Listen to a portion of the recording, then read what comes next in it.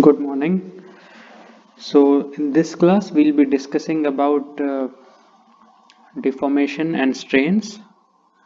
So we begin by just using this fact that if there is a solid body and then you apply certain loads on it, whether it be mechanical, whether it be thermal, there is certain deformation in the body unless it's a rigid body.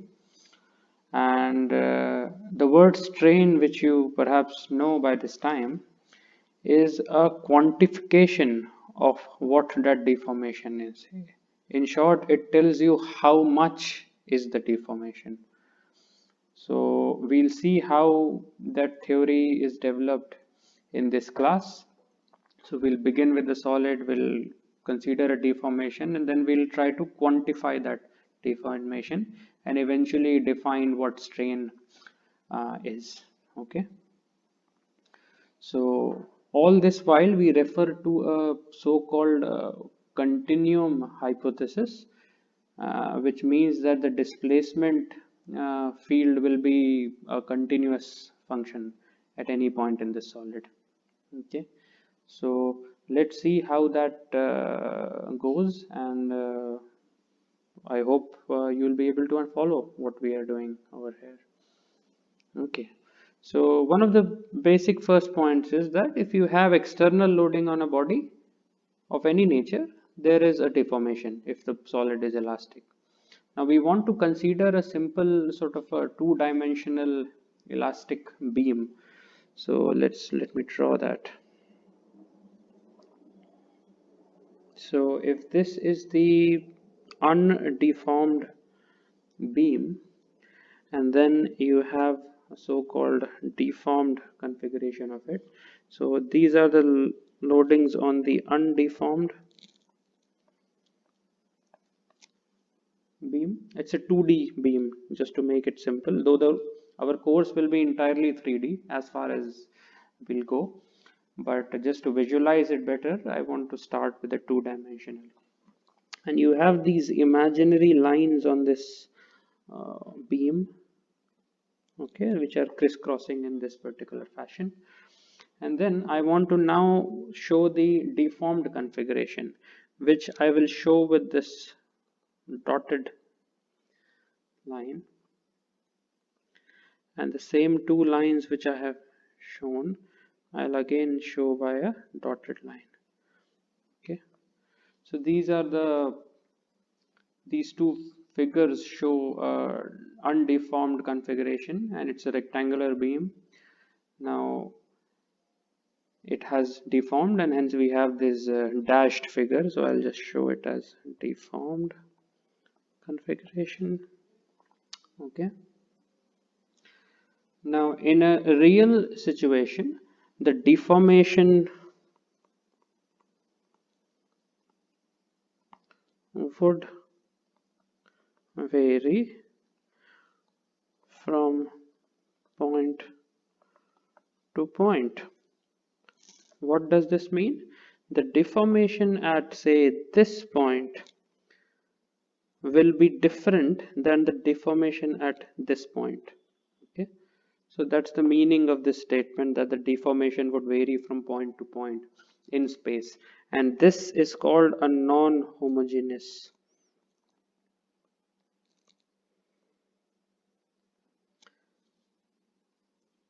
deformation. Okay, and obviously, while on the other hand, if there is a situation that the deformation at all the points in the solid are exactly the same, then you would have no difference of what point you select, and the deformation would be same, and that would be in homogeneous deformation. So in the sort of earlier and introductory courses of mechanics, we normally go with homogeneous deformation, but obviously now we are at an advanced level, so non-homogeneous deformation is what we will be discussing. Okay, and there is an easy way to sort of see that, how you can easily see that. So if you want to sort of look at this imaginary mesh, this one which I have just ticked, that would appear somewhere over here, it might deform in a different way, okay, than say the other one, which is over here. Okay, the two imaginary meshes would deform in slightly different or more than slightly different ways, and it would be a non-homogeneous deformation. Non-homogeneous deformation. Okay, so let's see how deformation is defined exactly. Okay, and again we are not referring to a rigid body motion, because in a rigid body the points would only go from A to B without any internal strain, and we'll see that how this, what we are discussing, is actually a more generalized treatment of a rigid body motion. Okay, now we want to first quantify deformation. Okay, so the first objective is to quantify deformation.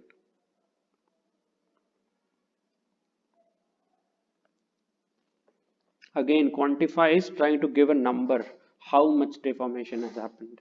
Okay, so for this, let's consider a sort of more general solid, which is not a like a nice rectangle like this.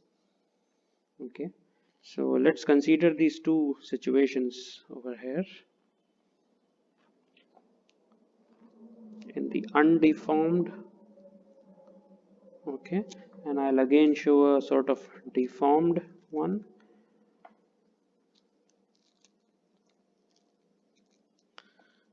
And if there is a nice little reference point P naught, and you are trying to quantify the deformation at this point P naught. Okay, now deformation is always defined with respect to a neighboring point, which we have shown here by this point P, which is located at a distance of r, which is a vector from over here. In the deformed configuration, this point P naught has become P naught dash, and the point P has become P dash. Okay, and this I'm just showing is the new relative difference of position between P dash and P naught dash. Okay, so this is the first diagram which we have in front of us. Now, what are these 2 points, where they are, and so on? So this, what you see over here, undeformed and deformed, is actually a part of a bigger solid. It's not the whole solid itself. What you see in these two figures is not the whole solid in itself. It's just a part of it. Okay, so that's the first thing. And then you have this mapping in the sense this point P has now become P naught dash in the deformed configuration, and the neighboring point P has become P dash in the neighboring deformed configuration. Now, one of the assumptions which we'll make right away in our course is that the deformations are small.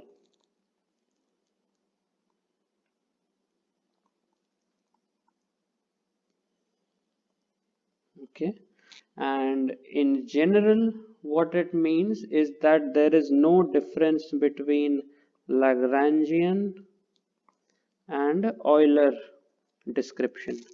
Now if you are unsure about what these two terms are, you should stop the video, check it, and only then continue forward. Okay, so we are assuming that the deformations are small. That means there is no finite or so-called large deformation in our solid. And as we will see later on, this is the foundation of the so-called linear elasticity. Okay, so let's see now. And as I have said, now we will not be considering the Lagrangian and solid Eulerian descriptions as different. So we will never actually use that term. But you should definitely know what these two terms are and why in this case there is no distinction between the two. Now is a good time to pause the video and sort of check it and come back. Okay, now we'll be referring to the so-called Cartesian coordinate system just because it is easy to visualize. In this course, we'll also be learning about the polar coordinates and the spherical coordinates, but we are beginning in developing our theories for the Cartesian system because the visualization is easier. Okay. Now, one of the first things is to define a vector u naught. U naught is the vector which tells you how much the point P naught has displaced. So it's a displacement vector. Okay, and similarly, the displacement vector of the point P is u. Okay, so these are the two things which you have to define now. U naught and u, both of them are obviously vectors, and in this entire discussion which I'll ever have with you, we'll always show a vector by a overhead sign, because in textbooks they have a TZM and they can show it with a bold symbol, but because of the way I'm discussing with you, I have no easy way to put it in a bold symbol, so I'll be using this bold symbol, overhead bars with you. Okay, now you can always write a Taylor series expansion around the point P naught. For example, and you must be knowing what a Taylor series expansion is. So the displacement of point P naught is u naught. What would be the displacement of the neighboring point P? Okay, and that would be a scalar over here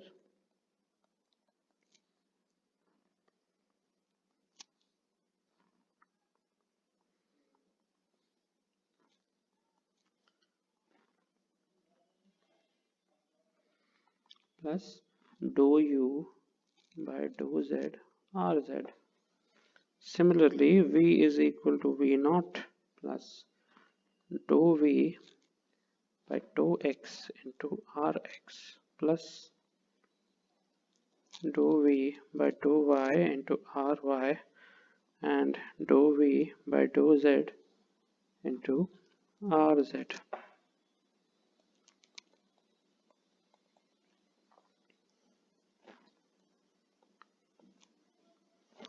Dou x into rx plus dou w by dou y into ry plus dou w by dou z rz. And u, v, w are the Cartesian components of the displacement vector. So what this means is the vector u, which is over here, can be written as u I cap plus v j cap plus w k cap, and the u naught vector was u naught I cap plus v naught j cap plus w naught k cap. Okay, so this is how a Taylor series expansion is written, and obviously you must be aware that there are certain higher order terms on all three of them, and we have ignored them for the reasons which you can think of. Okay, the reason for that is that the components of R is small. So R, as you know, is the difference between P and P naught, and that is actually Rx I cap plus Ry j cap plus Rz k cap. So because P is a neighboring point of P naught, the components Rx, Ry and Rz will be small, and hence when they appear in the higher order terms, you can just ignore them over there. Okay, hence we are not taking those higher order terms, and the Taylor series expansion is written like this. Okay, so I hope this point is clear and you have clearly seen what all these symbols mean. Okay, now there is one other statement, so-called, which I have to write. I have to say that the change in relative position vector R, okay, change in the relative position vector R, which is what R dash, which is the new position vector relative minus the old position vector. sorry, old is R, that is equal to U minus U naught. Now the question is, how can this be said? You have the figure in front of you. Is there a way you can say this? So let's take it one step at a time. The change in relative position vector R can be written as the new position vector, new relative position vector minus the old position vector. So at least this part is clear to us. Okay. Now the question is actually how this becomes equal to U minus U naught. Now to see that, what you must do is start from this point, okay, P naught, and proceed in a direction like this. So let me show you how that looks like. You start from P naught and we'll eventually come back to 0. So you know that we should end up with a 0 vector. So let's start U naught, okay, and then I'll go up like this. That will be what? Plus R dash. Then if I move in this direction, I should actually put a minus U, because the vector U is actually pointed on the other direction. And similarly, I should, when I come on this side, I should put a minus R, and that should be equal to 0. Okay, because I've come back to the point P naught now. Now this, what is written as green, is exactly what you have over here. So R dash minus R will be equal to U minus U naught, and that answers how we were able to write this over here. Okay, so the change in relative position vector R is written like this. Now you want to now put this to use, this definition to be used in this set of equations. So let's see how we can do that.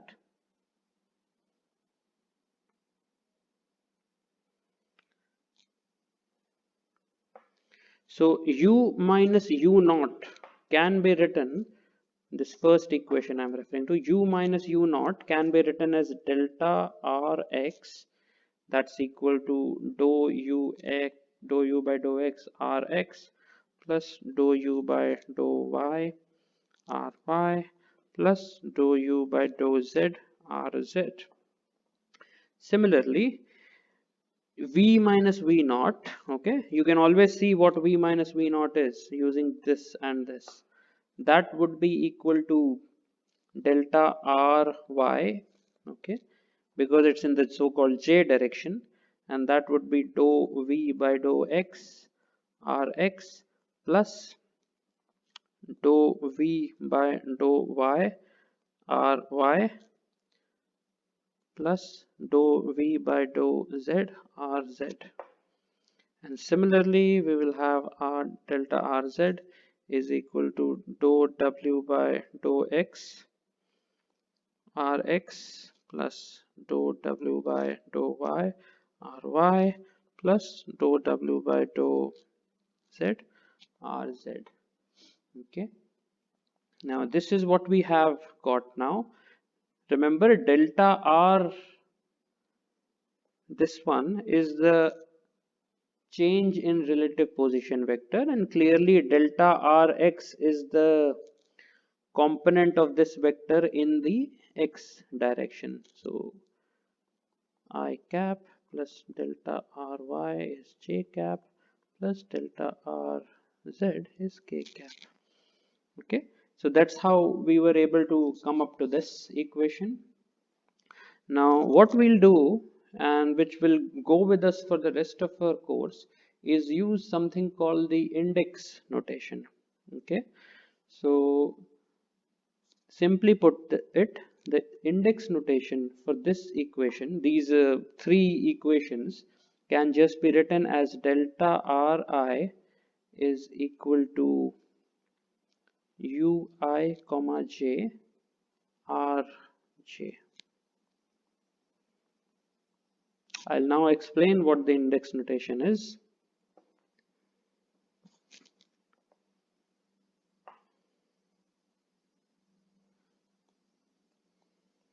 Okay,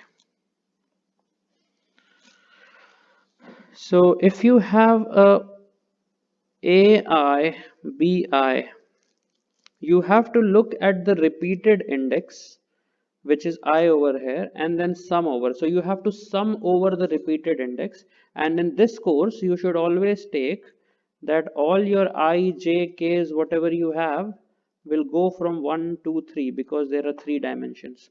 So this would mean that you have A1, B1 plus A2, B2 plus A3, B3.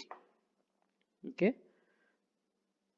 And clearly, I mean, just assuming that A is a vector A1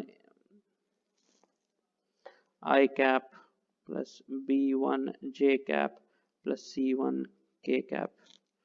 Sorry, A1 A2 J cap plus A3 K cap. Similarly, B is a vector and so on. Now, let's look at a slightly different case, which is AIBIJ. In this one, can you see that the repeated index is only I but not J? So what you have to say is that I will sum it over the repeated index again. That would mean A1B1J plus A2B2J plus A3B3J. And then you can ask what happens to this value. So for J equal to 1, this value AIBIJ will be equal to A1B11 plus A2B21 plus A3B31. For J equal to 2, you would have A1, you have to look up this term, A1B12 plus A2B22 plus A3B32. The next is for J equal to 3, you will have A1B13 plus A2B23 plus A3B33. Okay, so this is how the repeated index works.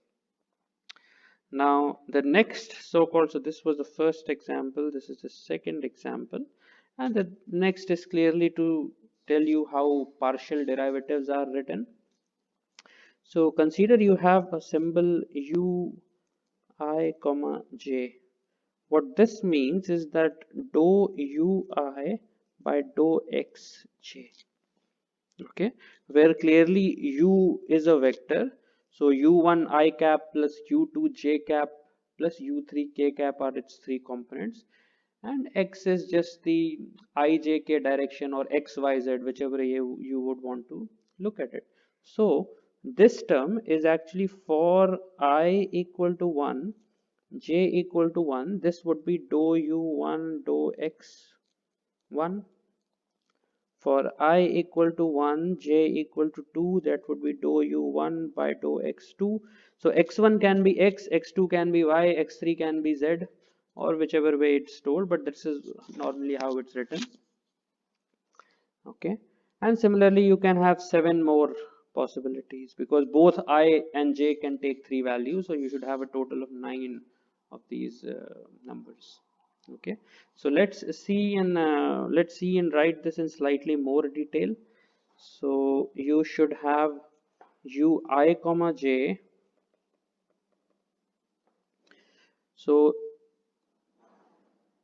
the one part of it would be dou u1 by dou x1, dou u1 by dou x2, dou u1 by dou x3.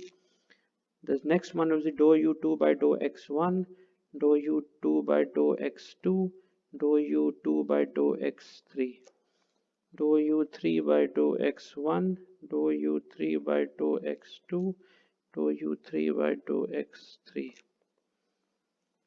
Okay, this can also be written, I mean, if you were writing u as u1, u2, u3, or you could have written u1 I cap plus u2 j cap plus u3 k cap This could have also been written as u I cap plus v j cap plus w k cap. So this can be written as dou u by dou x, dou u by dou y, dou u by dou z, dou v by dou x, dou v by dou y, dou v by dou z, and dou w by dou x, dou w by dou y, dou w by dou z. Okay, so this is what ui comma j is. As you can see, this one symbol in itself can take all these 9 values within it. Okay, and hence it's a very powerful tool which we write. Now let's see how these these 3 equations which you have over here are actually written with a shorthand like this. Okay, so what I'll be doing now is I'll have to actually rub this part.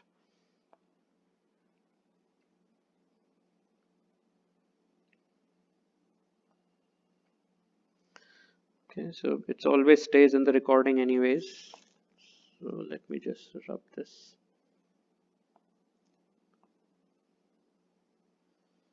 Let me rub this as well.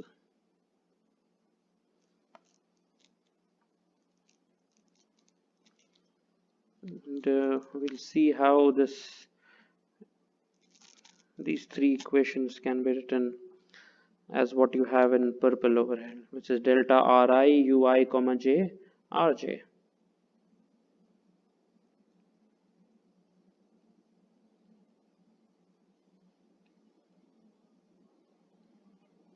Okay, so let's look at what delta Ri is. So delta Ri is equal to, what is the repeated index over here? That is j. So that would be ui comma 1 r1 plus ui comma 2 r2 plus ui comma 3 r3. Okay, now for I equal to 1, I can write this as delta r1 is equal to u1 comma 1 r1 plus u1 comma 2 r2 plus u1 comma 3 r3. For I equal to 2, this would be delta r2 equal to u2 comma I. You have to look at this equation, 2 comma 1 r1 plus u2 comma 2 r2 plus u2 comma 3 r3. Similarly, for I equal to 3, you have to put delta r3 equal to u3 comma 1 r1 plus u3 comma 2 r2 plus u3 comma 3 r3. Okay, and if you look at what this is and what this is, you will find that they are exactly the same thing,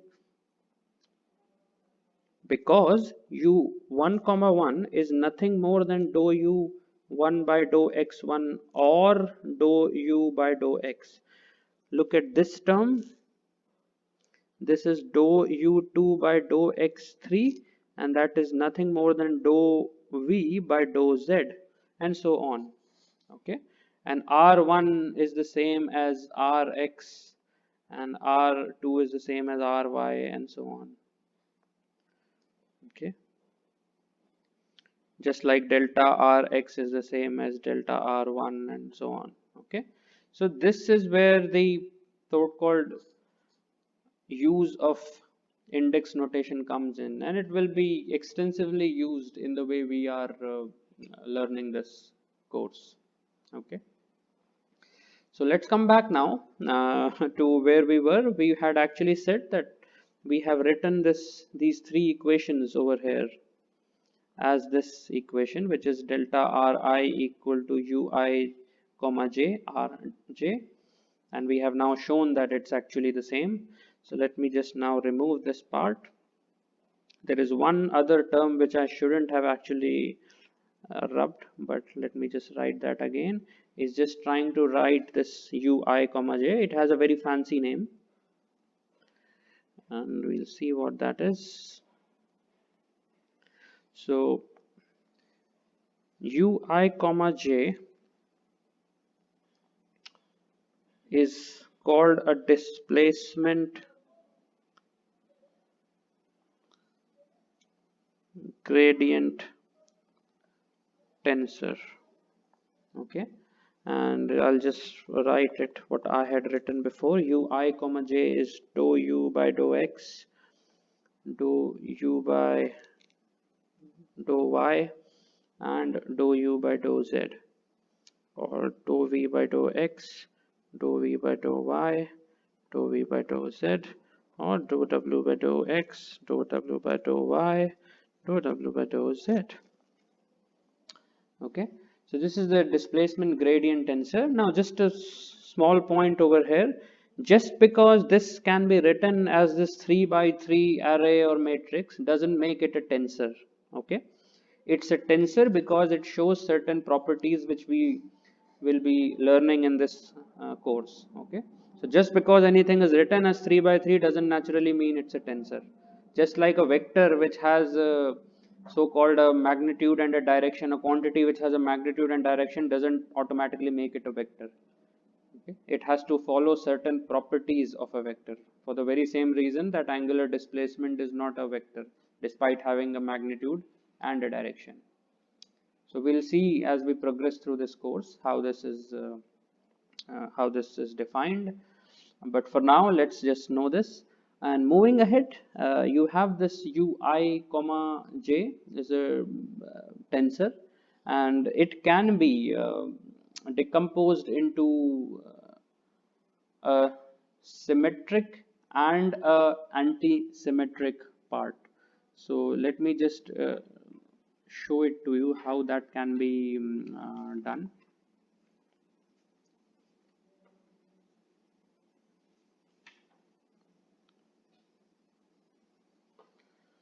So the logic is that if you have any tensor, okay, say aij, you can write it as half of aij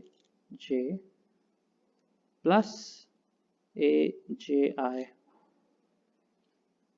okay, and plus half of aij minus aji. Okay, so this is just a simple math, and for any I and j, so if you take I equal to 1, j equal to 2, you take I equal to 3, j equal to 1, you will always hold this to be true. Now it is just that this part is called symmetric part of it. It's shown by this symbol, and this entire part is called the anti-symmetric part. So this is shown by, okay, so an arbitrary symbol aij can be shown to be a sum of symmetric and anti-symmetric pieces. Okay, so if aij is actually symmetric, it will only have 6 independent components. So you are already aware that, so if aij is a 3 by 3 sort of, I'm not calling a matrix or a tensor, I'm just calling it as a symbol which can mean all these 9 values. But if it is symmetric, it will only have 1, 2, 3, 4, 5, 6 as independent, because this will be the same as this will be the same as this, and this will be the same as this.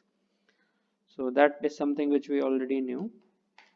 Now coming back, our displacement gradient tensor, because it's a ui comma j, it will also have these 9 possibilities, because I and j can both take values 1, 2, 3. It can also be decomposed into a symmetric and anti-symmetric tensor. So let me just put how that can be done. So uij is equal to half of, just look at this, okay, it will be half of ui comma j plus uj comma I plus half of ui comma j minus uj comma I, just like this what we have done with aij. Okay, and it so happens that this is written as Eij and this is written as omega ij. Okay, this is called the strain tensor.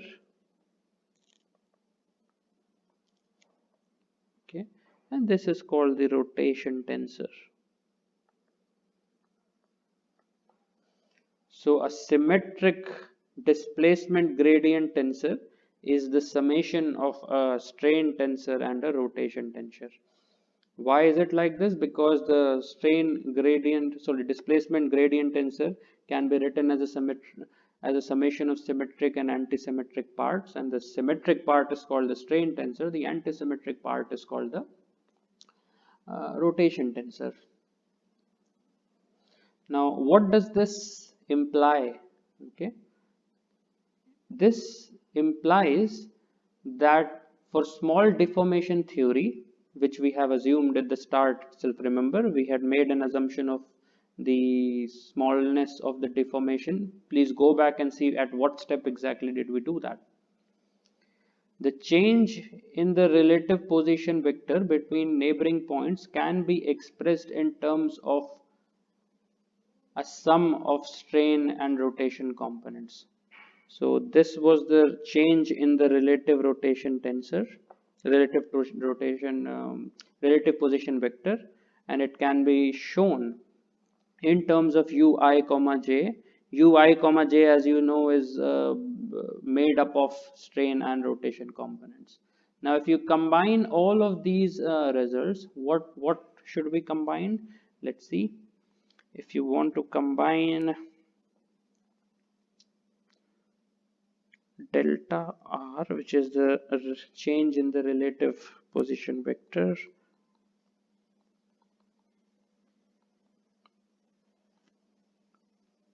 okay, and then you want to combine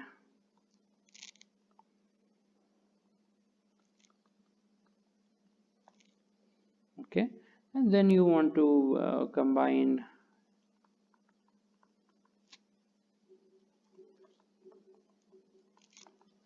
okay, you want to combine these three things which we have defined and sort of derived above. Okay, one difference now, the difference between this point P to P naught, which was shown by this vector r. Now, since it's a neighboring point,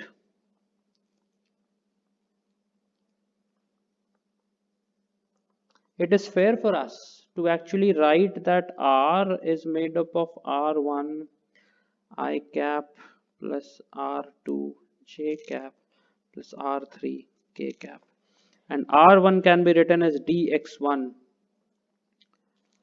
I cap plus dx2 j cap plus dx3 k cap, just because r is a very small vector, which because p is a neighboring point, sorry, it's a p naught and p. Okay, so it is just fair enough to show it with these differential symbols. It could have also be written as dx I cap plus dy j cap plus dz k cap. Okay, but we'll be going with this because we want to put it all in the index notation. That's why we don't use xyz anymore, we just use x1 x2 and x3. Okay, now you want to combine this 1 2 and 3 and see if we can write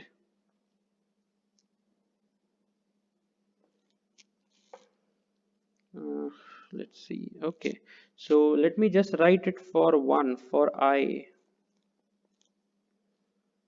So that would be u I minus u naught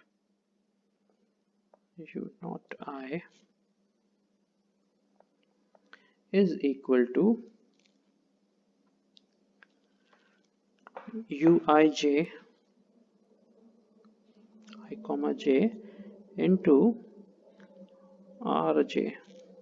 Okay, and ui comma j is eij plus omega ij, and rj is so called dxj. So this can be written as ui equal to u naught is up plus eij dxj plus omega ij dxj. Okay, so this is the form which we have written, and again, what is it actually? Don't forget what we are physically doing. We are writing the displacement. What is ui? Ui is the ith component of the displacement of this neighboring point P. What is ui naught? It is the ith component of the displacement of this point P naught. So by this equation which you have, you are trying to write the displacement of the neighboring point in terms of the reference point, which was P naught. And in that process, you clearly define what strain and rotation at that point P naught is. Okay, so this is what this equation is trying to do. And since it's a general displacement field, it has both the strain and rigid body motion. Can you ID? So this has both strain and rigid body motion. Okay. There is a way to define the rotation tensor as well, but we do not need it now, hence we are not going for it. We will do it at some point in this course, but not necessarily now. So as you can see, this has both the strain and the rigid body motion. Now clearly, if there was no strain, then what would be the term which would remain? If there would be no rigid body motion, what would be the term which would remain? This is something which you should try to answer in light of what you have learned up until this point. Okay, so this is where I leave you now, and we'll continue with the geometric construction of the strain immediately after. Thank you. So hello everyone. We'll continue our discussion about strains, and now we'll be discussing about the geometric construction of small deformation theory. In simple words, what it means is that we want to now define strain using the geometry. What we have done before this is we have defined strain mathematically. Okay, and the advantage of defining strains using geometry is that it gives a visualization of what strain and deformation is. Like if you just follow the discussion which we have done until now, you will only get a mathematical idea that it's what strain is and how it's calculating using the deformation gradient tensor and so on, but you won't really be able to visualize that in what direction strain is present. Okay, like if there's a solid, is it extending, is it contracting, is it shearing, and so on. So that visualization is missing from our understanding right now, and that's where this topic comes in handy. Okay, now one of the things which you should be well aware right from the start, that strain or displacement is defined at a point of a solid. Say this is the point of interest. So if you have a displacement which is defined, it is defined at this point. Same if you have the strain defined, or for that matter rotation tensor defined, it would be at this specific point only. And hence if you move to say another point like this, it would have its own displacement and strains and so on. And if you write all of it as a variable of space, Okay, so somewhere you have an arbitrary origin and a point can be written as x vector. This would be called as the strain field, meaning you would know the strain at every point of this solid, which may or may not be different from the other. Okay, so let's look at what this does. And before we do that, let's start with some of the easier visualizations. What are the easier visualizations which are available with us? They may be, say, if you have this undeformed element. What do we mean by an element? It's a small part of a bigger solid body. So we have very conveniently taken this undeformed element of a square shape, and if the deformation is such that there is a rigid body rigid body rotation, okay, so this is a rigid body rotation, and clearly all the lines remain as it were. Now then there are other possibilities of how this undeformed element can be deformed. It's something like this. This is a horizontal extension, okay. Then you can also have, say, this undeformed element can also undergo a vertical extension. It can also undergo a shearing. So these are some of the typical deformations of a rectangular element, and I have just drawn them so that somewhat we can begin with our visualizations and the geometric constructions of the small deformation theory. Okay.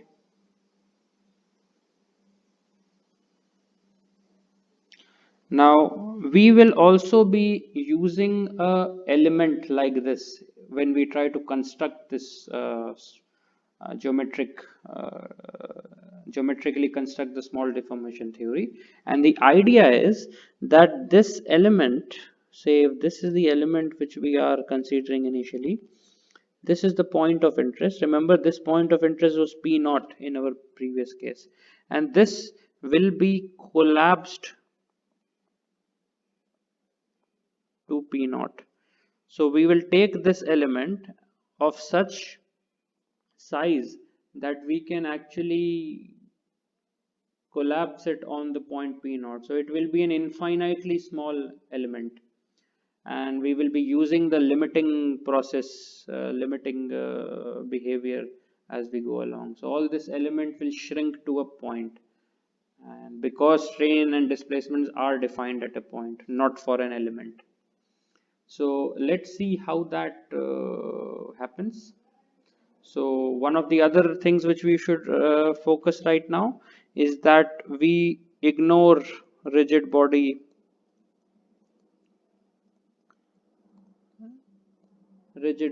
contributions. Okay,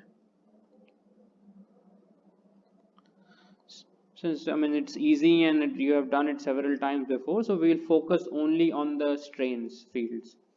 Okay, and that's what we will be doing, because eventually our objective is to learn about stresses, and we will see that rigid body motion does not actually contribute to the stress. Stress is only in linear elasticity dependent on the strain.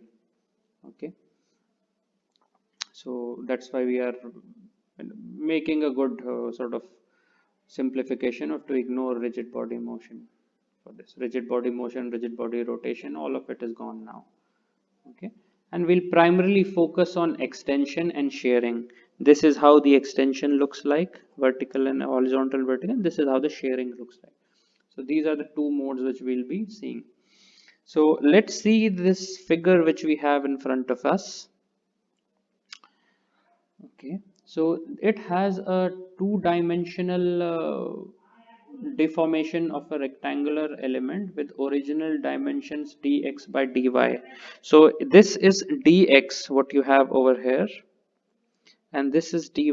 This is the original undeformed dimensions of this 2D element. Yes, you can take it 3D, but we just wanted to take it 2D because it's slightly simpler to process mathematically. In some of the textbooks, I'm sure you'll find a 3-dimensional as well, but we'll just go with 2D for now. Okay. After the deformation, the element takes a parallelogram form as is shown in over here.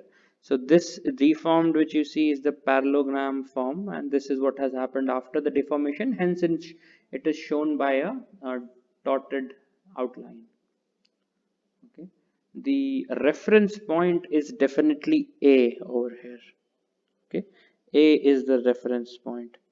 What it means is that we are trying to find strains at point A, and hence we have constructed this element like this.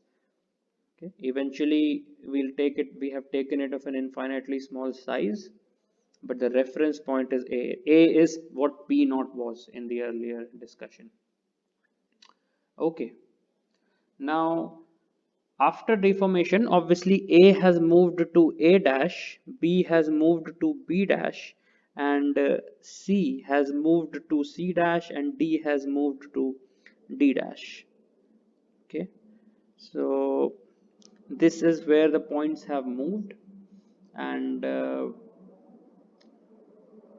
displacements of this point are U and V. So A has moved to A dash, so this displacement is shown by U, and A has again moved to A dash. In the Y direction, that displacement is V. So U and V are the components of displacement of this point A to A dash. Okay. Now you can see that U and V are written as a function of X and Y. That clearly tells us that, say you have Ux of Y and Vx of Y. So for A, you will put the X and Y of A. You want to do something similar, you will have to put the X and Y. Say if you want to find it for C, you would have to put the X and Y for C, and hence at C you would have a different displacement component. So that is why we have written it as U x comma Y and Vx comma Y. Okay.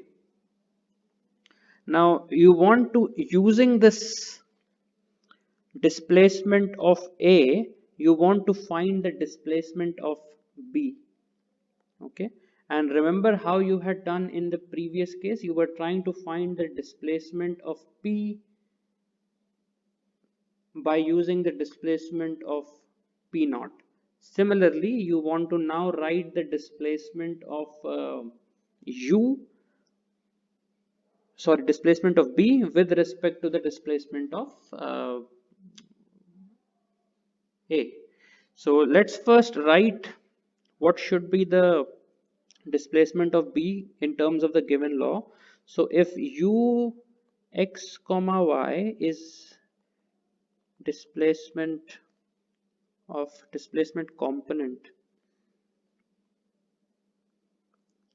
of A, so U of x plus dx comma y is displacement component of B, because B lies at x plus dx.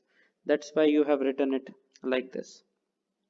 Okay, and this is something again very familiar to us. So what we'll do is we'll just try to write U of x plus dx comma y and see how that can be done. And by the same logic, I mean, if V of x comma y is displacement component of A, then V of x plus dx comma y is displacement component of B. Okay, so U of, how can we write U of x plus dx comma y? That is equal to plus dou u by dou x into dx, plus there are higher order terms. Okay, and similarly you can do the same for every other expansion. This is again Taylor series expansion. Okay, if you do not understand how this is the Taylor series expansion, please look up what Taylor series expansion is, and then you should come to this conclusion. Okay, so this is how this is ux plus dx can be written. Obviously there's an approximation sign because you have not taken the higher order terms, so I'll just ignore the higher order terms and write it like this. Okay, now let's see what a normal or extension strain component is. So we'll have to first write out the definition.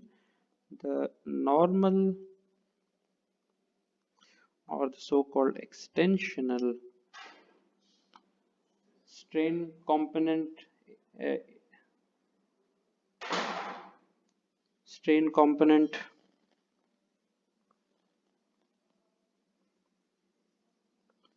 in a direction n is defined as change in length per unit length of fibers oriented in the n direction. The normal and extension strain, or the normal and extension strain components in a direction n, is defined as change in the length per unit length of fibers oriented in the n direction. So let's start with the n direction being the x direction. Okay, so let this n direction be the x direction, and we want to hence write epsilon of x is equal to, let's choose a fiber, let that fiber be AB and hence A dash B dash. So A dash B dash minus AB by AB, this would be the normal strain in the x direction. Okay, according to our definitions, and we now want to write what A dash B dash minus AB should be. Okay, so let's see how we can do that. So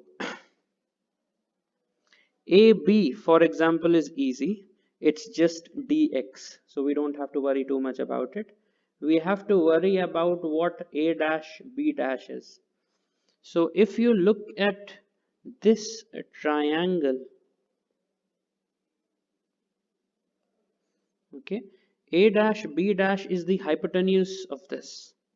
Okay, and we are able to write it as A dash B dash is equal to,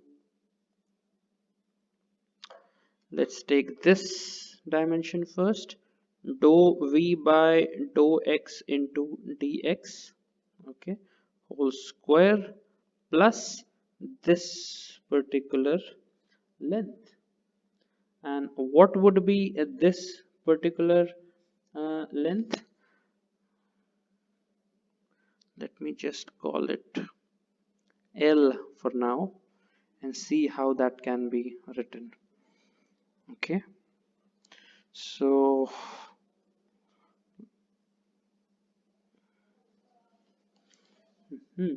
so let me just write out what is written in your textbook, and then we'll try to figure out how this is written. So dx plus dou u by dou x into dx whole square.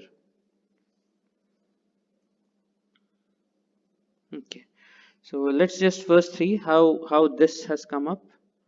Okay, now B has moved up to B dash.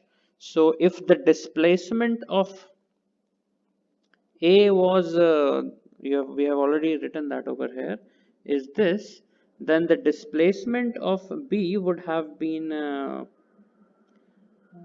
V of x plus dx comma y. And if we write it as V of x plus dx comma y, that would be V of x comma y plus dou V by dou x into dx. I'm just using this over here. Only difference is now we are talking about the displacement in the vertical direction. Okay, so please clarify this particular part if you have a doubt, and only then move ahead. So this minus minus this will be equal to this, and hence that's why this difference is dou v by dou x into dx. Okay, so that part is sorted. Now let's look at, let me just rub this definition or not. Okay, now we are now concerned about trying to find what this length should be. So let's see how that is done. You have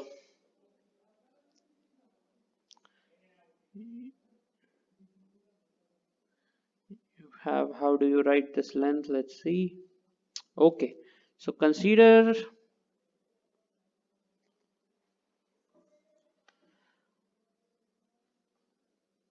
this part and this L part. Okay, so L plus okay, so let's just put it as let's move to point B. So that would be u of x plus dx comma y minus of u x comma y.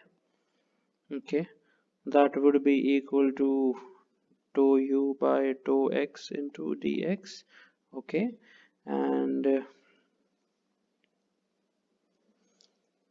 then you will also have a plus dx. Okay, because you have this length dx over here. So let me find an easier way how you can write this. Let's see.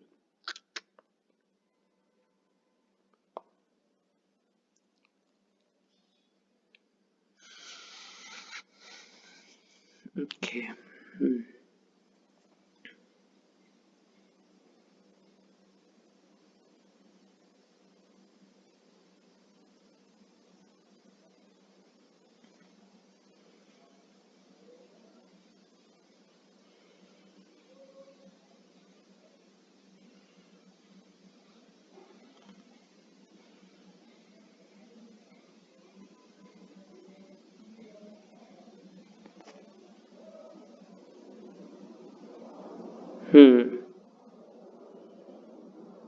So A dash B dash,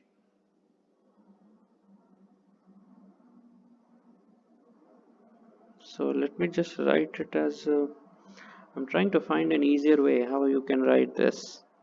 So let me again like start by calling this as L. And this is anyways dx. So let me call this as k. So dx plus k is equal to u of x comma y. Okay, k is not a right symbol. Let me just call it m. Dx plus m is equal to this. Okay, and m plus l is equal to u of x plus dx comma y. Now if you substitute sort of m over here, so you should get dx plus u of x plus dx comma y minus L is equal to u of x comma y, and this implies that L is equal to dx plus u of x plus dx comma y minus u of x comma y, and this is dx plus, if you look at over here at this equation, you should be writing dou u by dou x by dx, and hence this L will be equal to dx plus dou u by dou x into dx. So that's what comes over here. Okay, so once you do this substitution, you will find that a dash b dash is equal to dou v by dou x, dou v by dou x dx whole square plus dou x plus dou u by dou x into dx whole square. So let me now remove all these things and just let me rub out this particular part as well.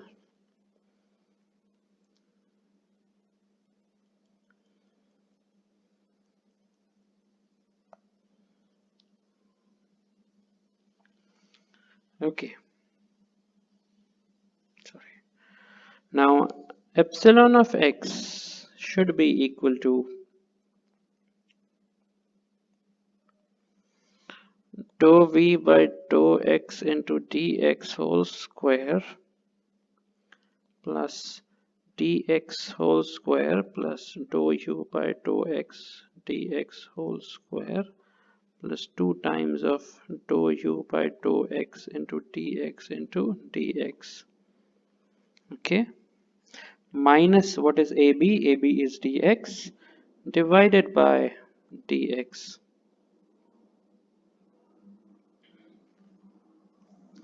Now if you write this, this can be written as, it seems dx whole square is common in all of these terms, 1 2 3 4, and there's a dx already over there, so I think we can take the dx out and let's call it as dou v by dou x whole square into dx, okay,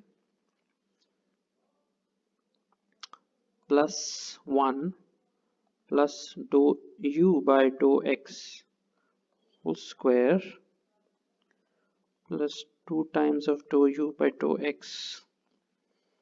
Okay, and this is minus of 1 into dx. Okay,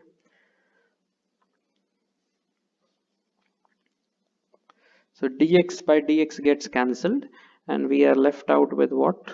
We are left out with 1 plus dou v by dou x whole square plus dou u by dou x whole square plus 2 times of dou u by dou x. Okay, and then there's a minus 1.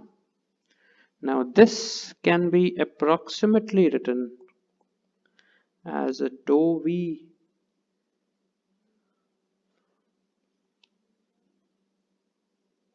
let's see, can we simplify it further? Yes, I think so. One of the things which has been done is that we have written this as dou u by dou x. Now let's see how that has happened. That has happened because, okay, because first of all this higher order term has been ignored. Okay, and when you can write 1 plus nx to the power of 1 by 2, okay, this can be approximately written as 1 plus n by 2x. Okay, so that's why this has happened, and this 1 has got cancelled with 1 over here, so that's how you are left out with this. So the normal strain in the x direction is found to be dou u by dou x.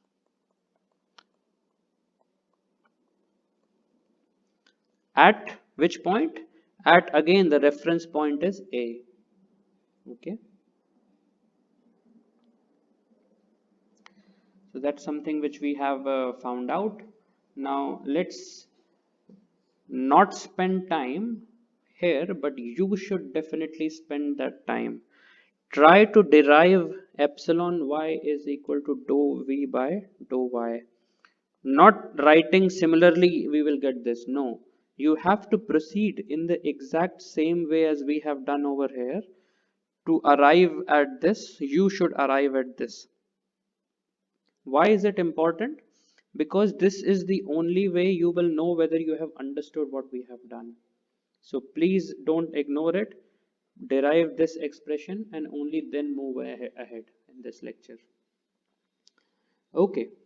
Now this is the extensional strains which we have discussed in two dimensionals. That's what you would have, x and y. The other is shear strain. So let's now have a definition. Shear strain is defined as the change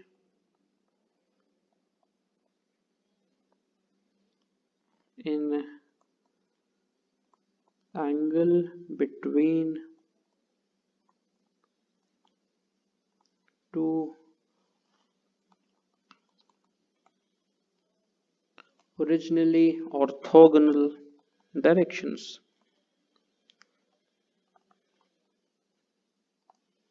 In continuum material.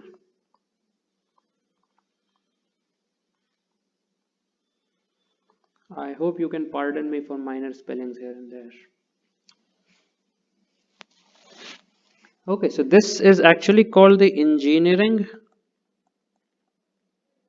shear strain.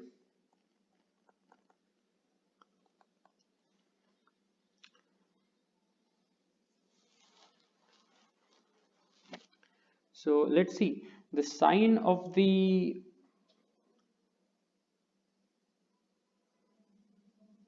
let's put a gamma xy, and we have to now see, just like in the earlier case we took it along the x direction and then that direction was taken at x and the original fiber was AB, which was sort of deformed to A dash B dash. Right now we have to look at two orthogonally or originally orthogonal directions. So what better direction than this and this, which is forming an angle of 90 degree originally. So we want to find the change in the angle, and let's put that as gamma xy is pi by 2 minus angle c dash a dash and b dash. What is c dash a dash and b dash? It's this angle. Okay, so originally it was 90 degree, now it has become c dash a dash and b dash, and the shear strain would be the difference between these two angles. So let's just call that as I'll have to remove a few parts over here. I think it's easier to do it over here, so let me just take this liberty of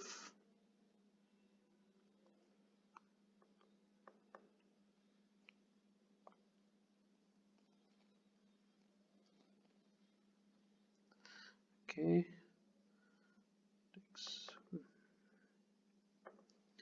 Okay, so gamma xy is pi by 2 minus c dash a dash b dash angle, and this is written as alpha plus beta. That's obvious because I mean if this angle is 90 degree, you have alpha as this, beta in this, and angle c dash a dash b dash as this. So it's correct to write it as alpha plus beta. Now here is the trick. For small deformations,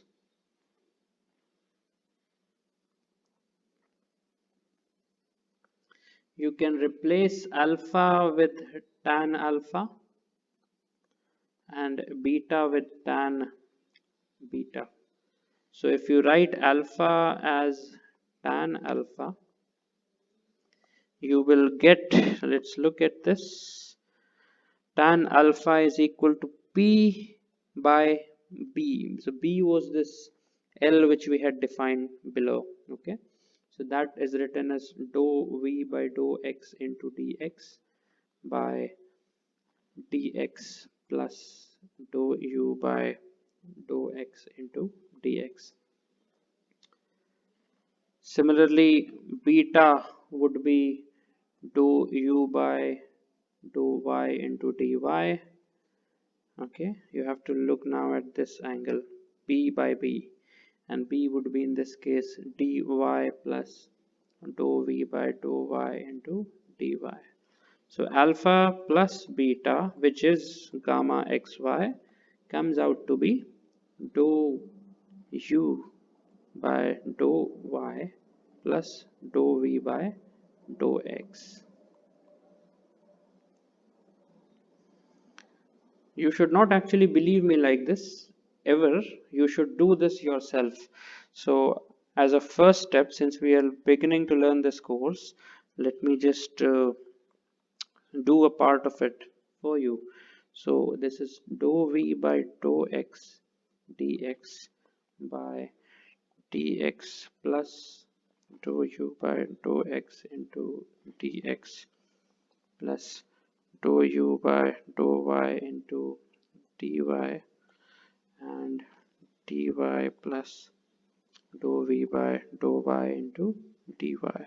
So let's see and try to achieve what we had written over there. Okay, so this is dou V by dou X into dx dy plus dou V by dou X dou V by dou Y dx dy plus dou U by dou Y dx dy plus dou U by dou Y dou U by dou X dx dy divided by dx dy plus dou V by dou Y dx dy plus dou U by dou X dx dy plus dou U by dou X dou V by dou Y dx dy. Okay, so let's see how this can be written as simply dou U by dou Y plus dou V by dou X. So this is a question mark.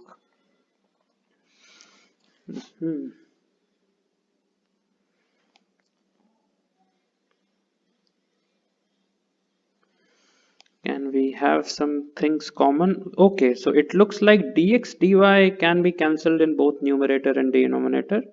And the reason you can do it because dx dy is not equal to 0. Okay, you can only cancel things like this when they are not equal to 0. I mean, it may be very small, but it's not actually equal to 0.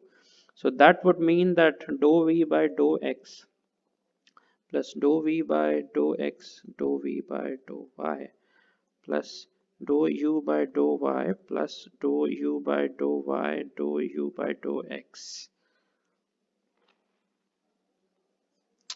divided by 1 plus dou V by dou Y plus dou U by dou X plus dou U by dou X dou V by dou Y. Okay.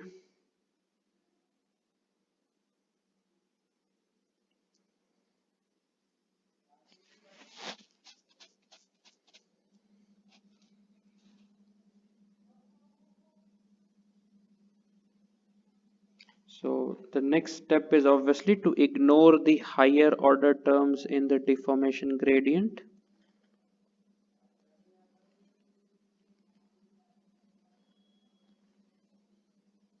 Okay, that's the first thing, and it clearly gives you what we had needed, but somehow We are still at this. Now, how can this be ignored?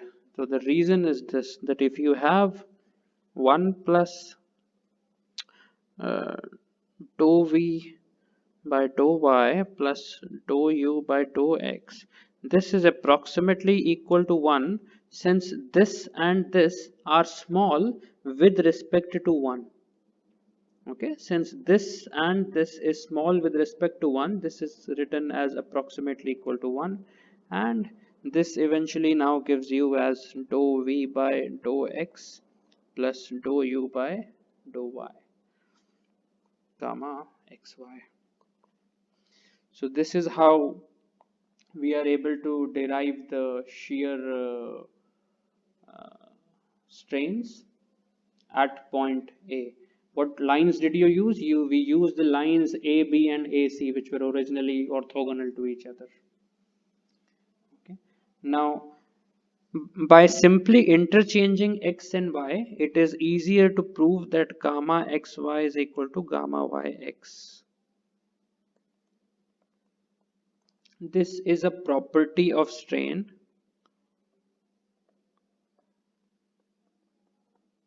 which makes it symmetric, and the reason for this is because of the geometrical arguments which we have made. Okay, there is no conservation law, etc. why strain is symmetric. When we will learn about the stresses, we will see that they are also symmetric, but it's because of a different reason. The stresses are symmetric because of a different reason. Okay, you should now at this stage try to derive what gamma yx should be. Repeat the same analysis and see that gamma yx will come out to be the same as gamma xy. If you do not do this, there is no guarantee that you have actually understood this derivation which we have done. Okay, now just taking it forward without actually drawing a cube or a diagram, we can write that epsilon x is dou u by dou x, all at a point. Okay, the point is A. Epsilon y is dou v by dou y, and epsilon z is equal to dou w by dou z, and gamma xy is equal to dou u by dou y plus dou v by dou x. Gamma yz is equal to dou v by dou z plus dou w by dou y, and gamma zx is equal to dou w by dou x plus dou u by dou z. So we have 3 normal strain components and 3 shearing strain components, and that means there are a total of 6 independent components that completely describe the small deformation theory. Again, I mean, it was originally 9, but because of the symmetry which we have achieved, we have only 6 independent strain components. Okay, these equations which you see are commonly called the strain displacement relations.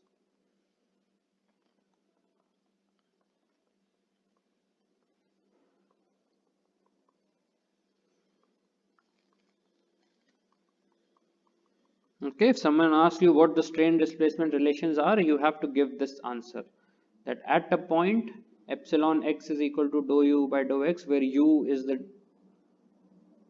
displacement component in the x direction, and similarly the shear strain is gamma xy is equal to dou u by dou y plus dou v by dou x. Okay, now this was, as we have said, was engineering shear strain components. Because we want to use the index notation, we actually don't use gamma. We have our own strain component, which is written as exy is equal to half of gamma xy. That would mean it's half of dou u by dou y plus dou v by dou x. Okay, the normal strains remain the same. So the normal strains are dou u by dou x, and ey is equal to dou y by dou v by dou y. So the epsilon and the gammas are gone, and what we have is only E with us. And this is a very simple form because it can help us write strain in the index form as ui comma j plus uj comma I. Remember, this is something which we had written earlier, and we have brought all both the geometrical and the mathematical descriptions of strain to the same platform now. So if you want to say write E11, you will substitute half into dou u1 by dou x1 plus dou u1 by dou x1. That would mean it is dou u1 by dou x1, which is also dou u by dou x. Try to write E12. That would be half of dou u1 dou x2 plus dou u2 dou x1. That would be equal to half of dou u by dou y plus dou v by dou x. This is the shear strain. Okay. So this is what we have for now, and the displacement gradient tensor can also be written with this nabla notation, where this is bold now. That's why I'm showing it with a vector sign. In theory, it's a tensor because of it follows certain properties of tensor. But since I have no other way to show with a bold symbol,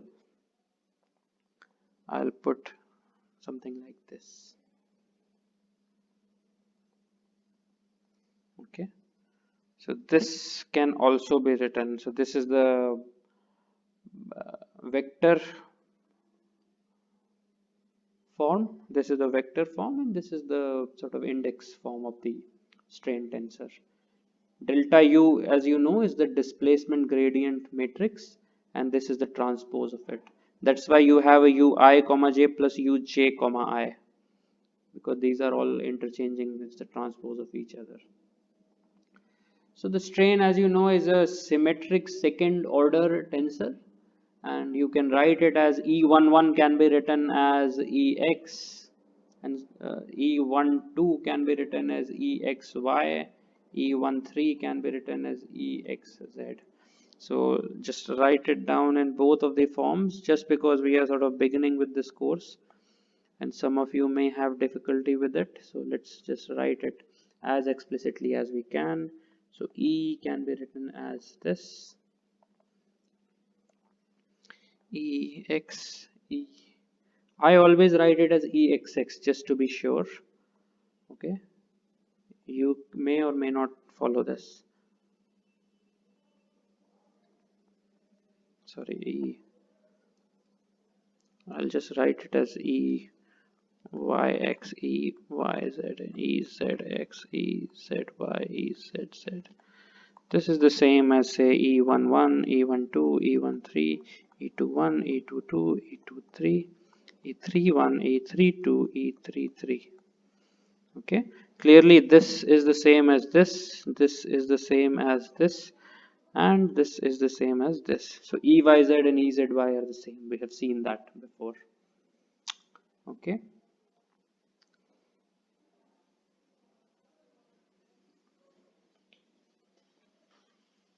So that somewhat sort of ends our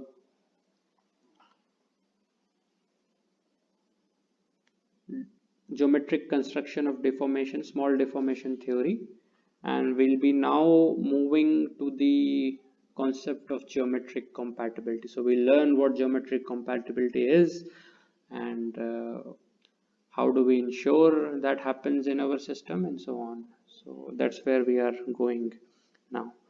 Thank you. Okay, so we'll try to understand the concept of strain compatibility, and basically we'll try to understand why is it needed, and then we'll see what we do as engineers about this. Okay, so let's see how we can proceed towards this subject. Now you have already noticed the strain displacement relations. Okay, we have already seen that in our earlier discussions. So let me just put it out for you. That's Ex is equal to dou u by dou x, and Ey is equal to dou v by dou y, and then you have Exy is equal to half of dou u by dou y plus dou v by dou x.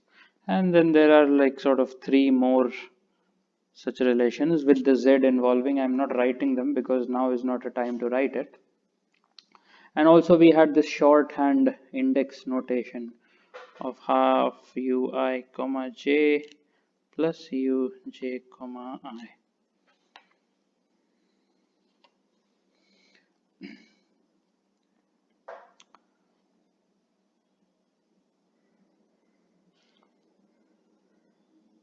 Now, one of the motivations behind this concept of compatibility is to ensure that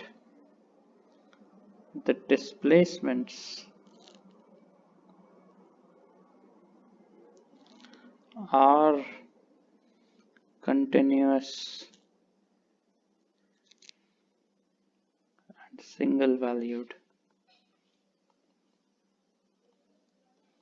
for a specified strain.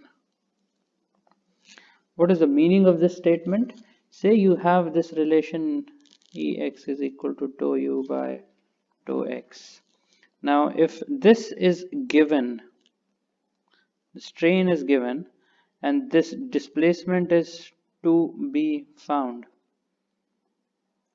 Okay, the concept is that you would find this by a suitable integration.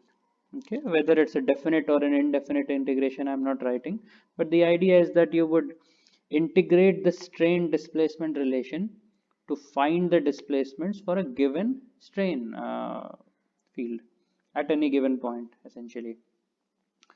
Now, what ensures that for a given strain field, the displacements are actually continuous and single valued? Because in this relation, there is no such thing as that. I mean, there is no guarantee whether the displacements which will come out after this integration will be continuous and single valued. And there is a reason that it has to be both. Let me just put it out for you.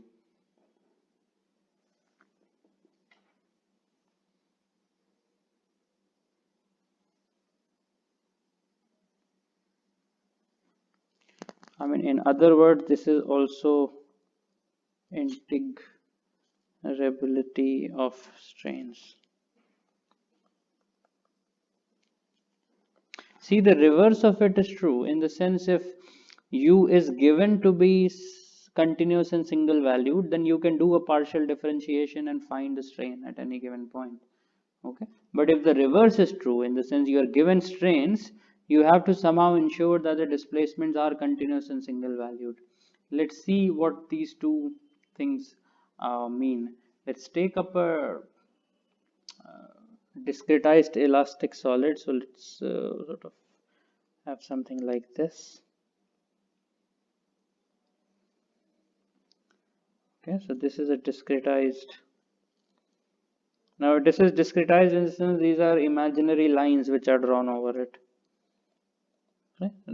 We haven't actually cut it out like this. Now you have these undeformed configuration. I'm just drawing 4 of them. Okay, 1, 2, 3, 4. I'm just trying to draw them nicely. 1, 2, 3, 4. This is the undeformed configuration. Okay, and let's consider a possibility in which the strains have been given, and now the deformation looks like this. So clearly they have elongated. So this was the undeformed one and this is a deformed one.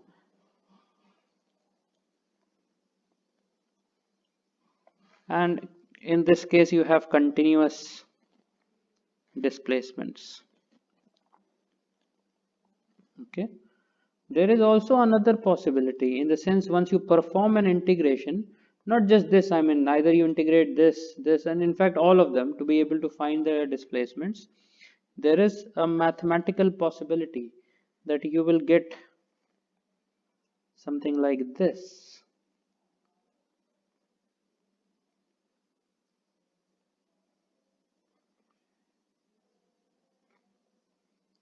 One, two, three, four. So this is also deformed configuration, but you have discontinuous displacements. This is not physically possible. Okay, if it's a continuous solid, this what you are seeing in front of you is not physically possible. Uh, so there are, I mean, easier ways to see it. For example, if you look at the lines on your palm, okay, both of your hands, I'm sure many of you have crisscrossing lines over it. Okay, now try to see them, and you will see that there are certain sort of closed figures formed, I mean triangle or parallelograms or some sort of other irregular polygons formed. They may not be straight lines, but they are there. Now if you deform your hand just by sort of your muscle movement, you will see that it tries to form a deformed configuration like this, not like this. In the sense, there are no such discontinuous displacements which you observe over here. Okay, and this, how has this happened? For example, this has happened because of there is no concern for the neighboring atom, no concern for neighboring element. I'm sorry. Okay. So this is because there's no concern for the neighboring element, and it has resulted in something like this, which is a physical absurdity, because the system will not fit together without voids and gaps. And we are not talking about like cases of voids and gaps or cracks. No, this is just deformation without any such special case. Okay, and this, as I've said, is physically impossible to happen. I mean, you have seen the crisscrossings on your hand, and I'm sure you can observe it any other case. So you again conclude that the strain components must be somehow related to that, so that the displacements which you get are continuous and single valued. Just performing a mathematical integration is not enough. The strains over here, over here, over here, they must possess certain properties so that you don't end up with a situation like this, where the displacements are discontinuous and perhaps multi-valued also. That also case we'll see. So we have to ensure continuous and single valued. So let's see what these relationship between strains are, and we'll try to come up with the so-called compatibility relations. Okay. Now the idea behind developing the compatibility relations is that we have to eliminate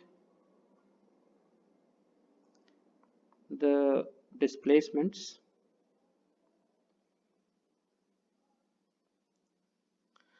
from strain displacement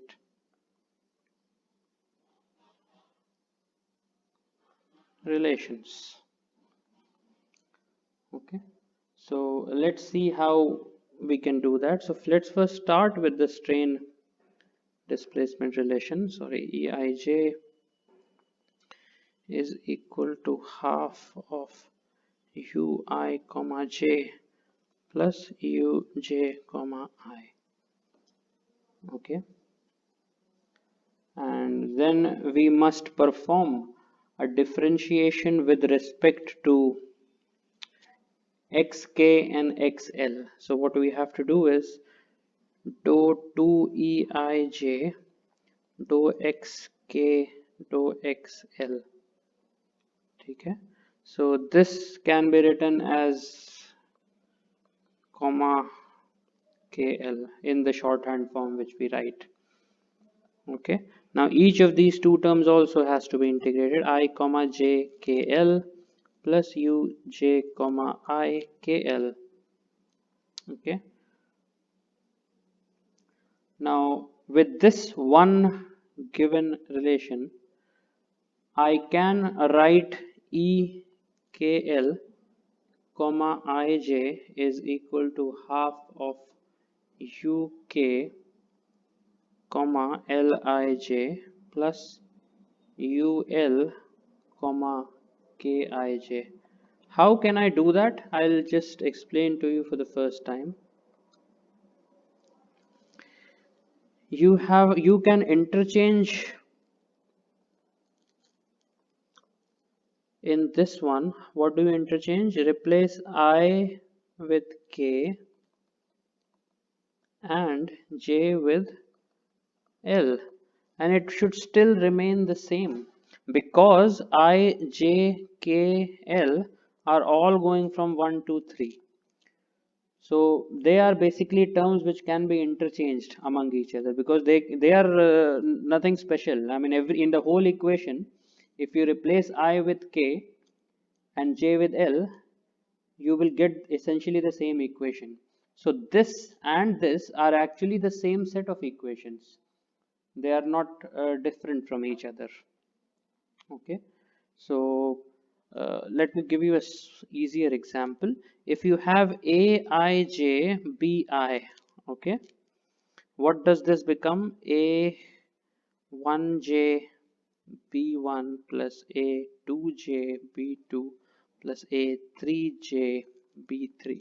For j equal to 1, this will become A1 1 B1 plus A2 1 B2 plus A3 1 B3. For j equal to 2, this will become A1 2 B1 plus A2 2 B2 plus A3 2 B3.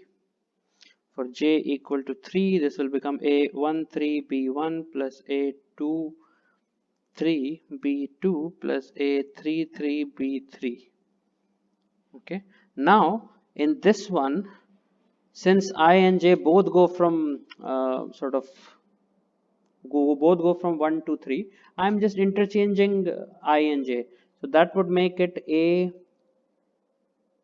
J I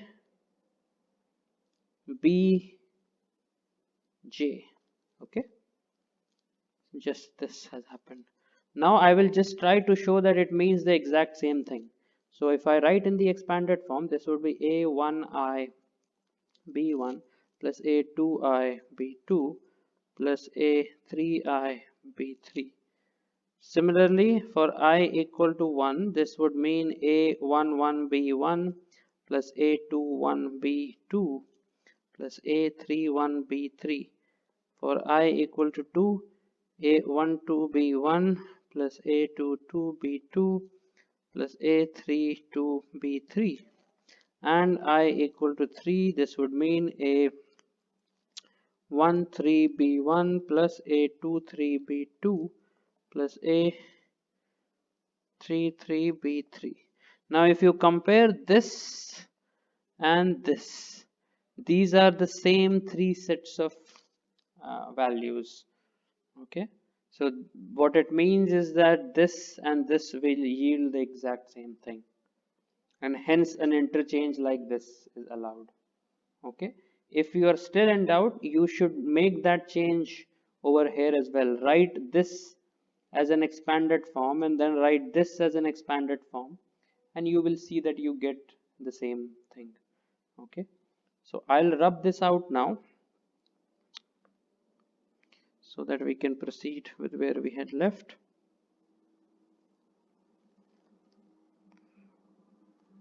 Okay, so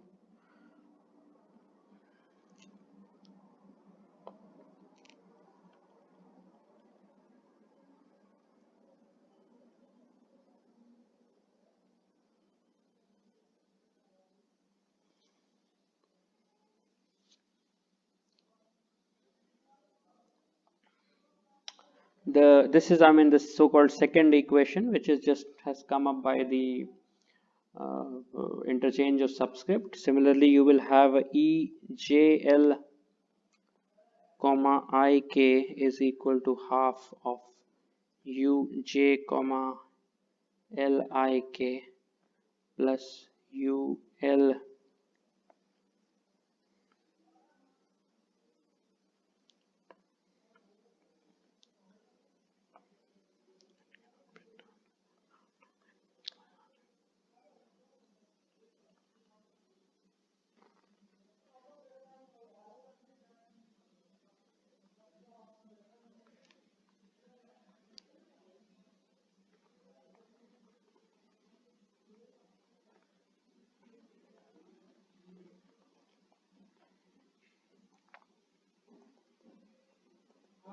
KJL plus UK comma IJL.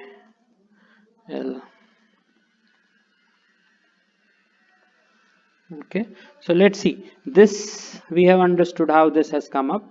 It has come up because I has been interchanged with K and J has been interchanged with L. Let's see how this has come up. This has come up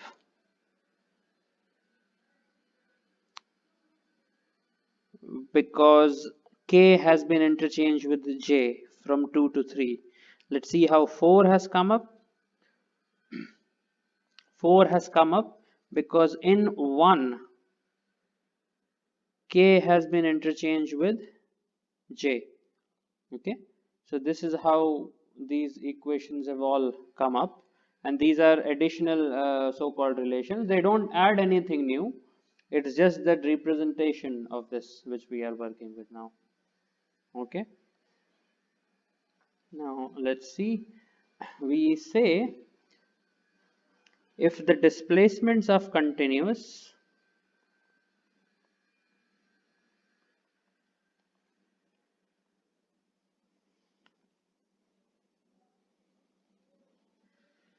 I mean, we obviously assume that the displacements are suitably differentiable.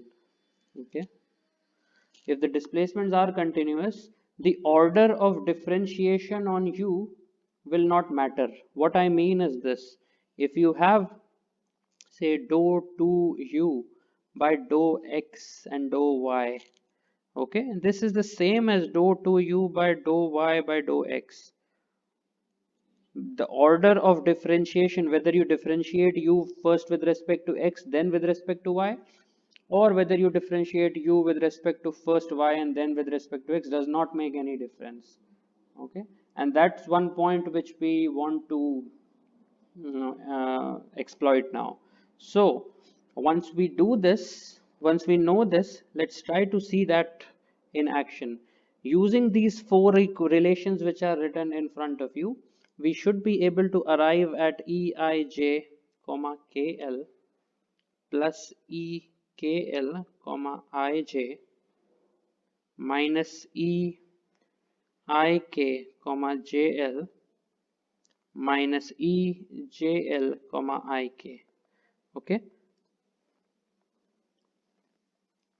this is called the Saint Venant compatibility equation, but let's see how we have come to this. So look at the first term, I guess. Yes, so we'll just try to take the left hand side of this equation since we want to prove that this is actually equal to 0. Okay, I mean, we could have done in some other way as well, but let's just prove. Don't like write this and write it equal to 0 and then start putting things. Okay, that does not make any sense because then you have already assumed that it's equal to 0. So we are taking the left hand side of this. So let's see, half of ui comma jkl plus uj comma ikl plus half of uk comma lij plus u of l comma kij minus of half of u, this one, ik comma jl is this one, so ui comma kjl plus, oh, sorry, let me just put it as minus only. Okay, u of k comma ijl minus half of this one uj comma lik minus u of l comma jik. So let's see how we can exploit this idea of the order of differentiation does not matter. Look at these two terms. Okay, they have a negative sign and they will cancel because jkl and kjl, the order of differentiation should not matter. Okay, let's take this one and this one, j comma ikl and j comma lik. Okay, same thing, k comma lij, k comma ijl. Okay, and similarly l comma kij, l comma jik. So this is equal to 0 and equal to RHS, hence proved. Okay, so this is the Saint Venant compatibility equation. How have you arrived at it? You have arrived at it by eliminating the displacements from the strain displacement relation, and the idea was that the displacements were continuous because you were sort of differentiating, because this property which you have over here, this only works when the displacements are continuous. Okay, so you have already used this property of continuity, and that's why you don't now need that. So the strains must satisfy, your given strain field at a point must satisfy this compatibility equation for it to ensure that the displacements are actually continuous. Okay, and so let's sort of proceed ahead. Now this equation which you have, let me just rub out this part. This compatibility equation which we have derived will actually have 81 sort of permutations of equations. Okay, it's very easy to see because there are these I, J, K, L, and each one can take a value of 3, 1, 2, or 3. So 3 to the power of 4 is 81. So this would lead to 81 individual equations, but it has been found out that most of them are identities or repetitions, and only 6 are meaningful.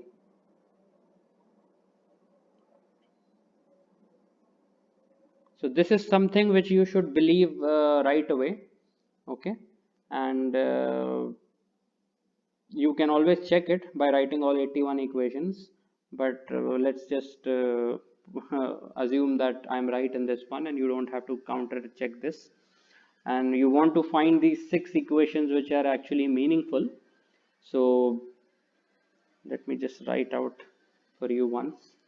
So that would be dou2. So that you can do actually by writing k is equal to L in this equation. If you do that, I think you will be able to contract many of these equations. So I'm just writing the so-called 6 meaningful equations. I am using the word meaningful only. I mean, it does not have any other word for now.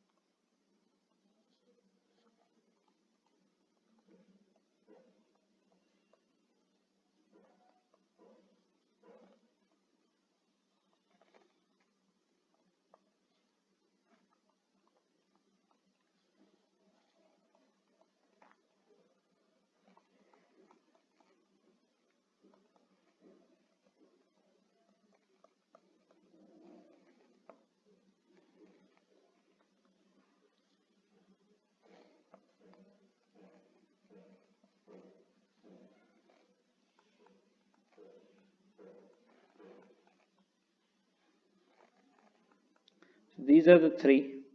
Let me now write the other three. So they are dou 2Ez by dou x square. Sorry.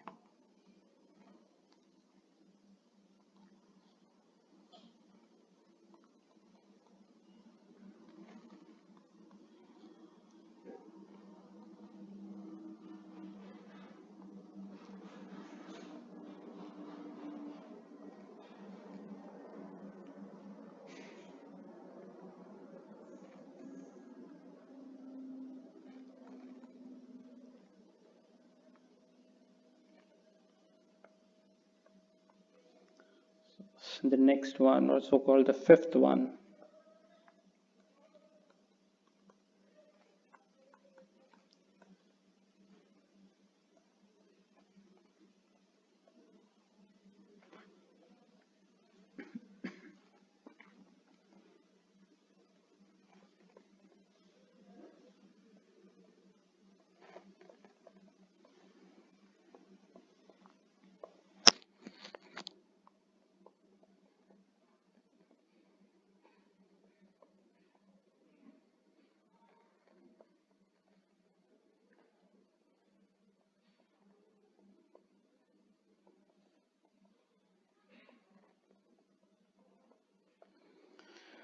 Okay, so we have finally written out these 6 meaningful equations, and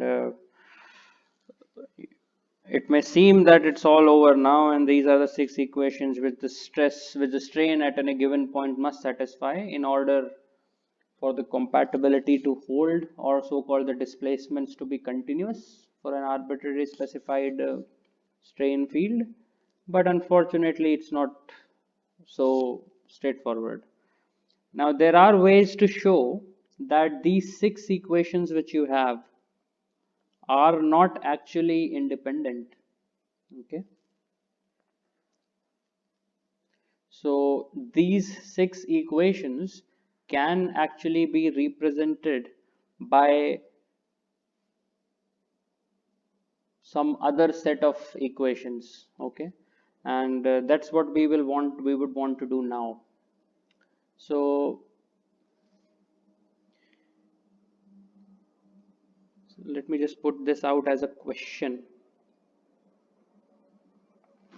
And this is one of the questions, I think, in the textbook as well, that we have to show that these 6 compatibility equations which had been just written for you are actually only represented by 3 independent fourth order equations.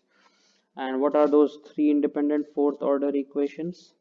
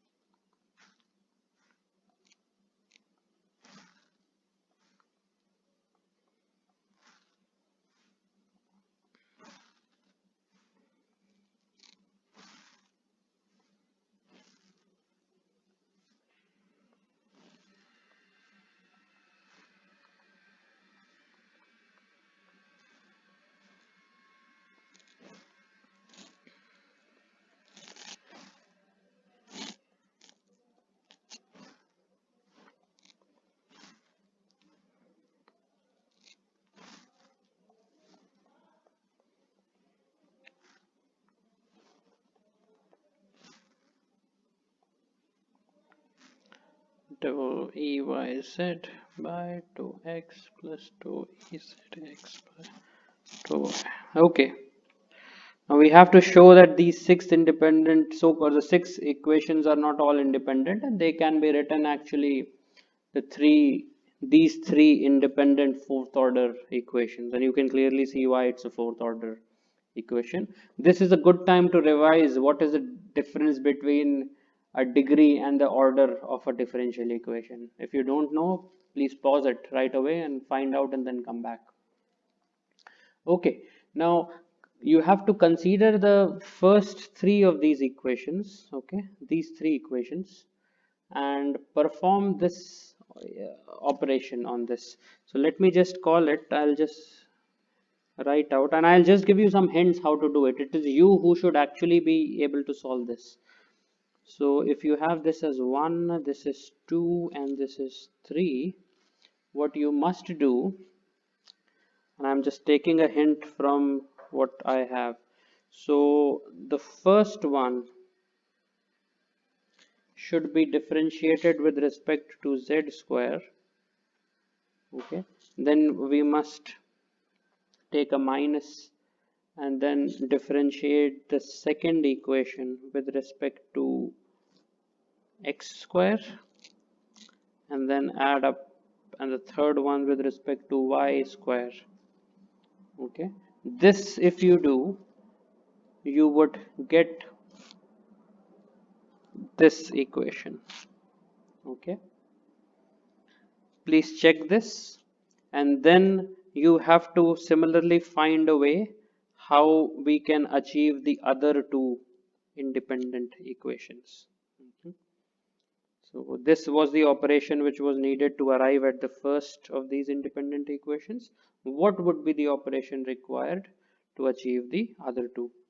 So this is something which you should do right now. Okay.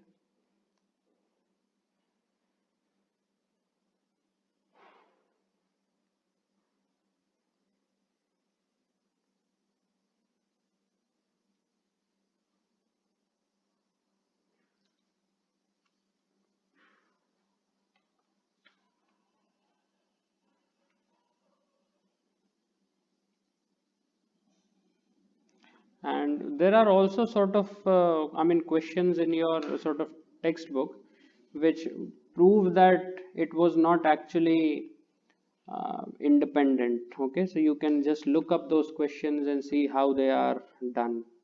Okay, so see if you can solve those questions. Okay, moving ahead,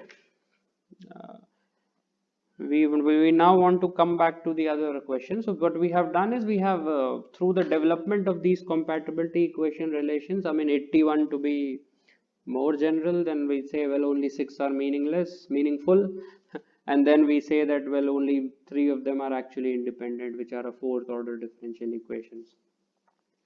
Now we have assumed that the displacements were continuous because we use that property that the order of differentiation does not matter, and thus the resulting equations are so-called a necessary condition which we have found. We will now try to show that the conditions which you have over here, okay, it is necessary that we have shown, okay, in the sense the displacements will be continuous. It is necessary to arrive at this, otherwise you cannot arrive at it. Now we also want to show that whether when this equation is actually satisfied, this is also sufficient, that the displacements will be continuous functions, okay, and in the sense they will not be discontinuous.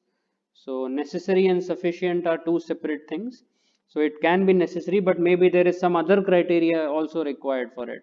But now we will also try to show that if this equation is satisfied, this is also sufficient for the displacements to be continuous or not be discontinuous. So let's see how you can proceed for that one.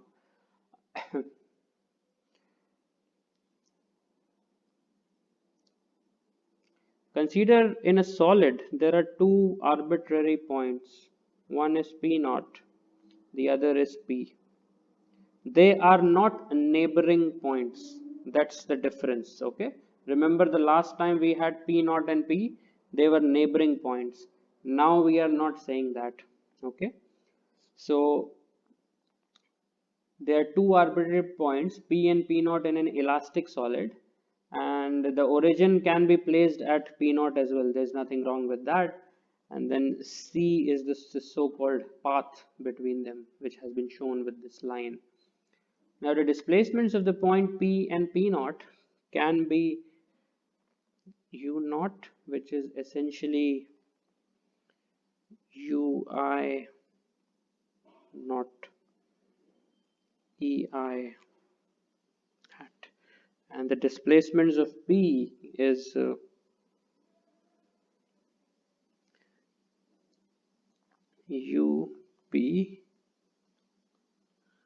equal to uip ei hat. Now this is a good time to sort of understand what ei hat is. As you would know, this would expand in the form of u1 not e1 hat plus u2 not e2 hat plus u3 not e3 hat, and e1 hat is the same as I cap, e2 is the same as j cap, e3 is the same as k cap. Okay, so this is just one other fancy way to write it, any vector, where I, j, k can be written as e1, e2 and e3. Okay, so once this is sorted out, you have and it is quite easy to see over here that u naught is a vector, the direction of it is shown, and there is a vector sign as well above it, but ui naught is actually a scalar.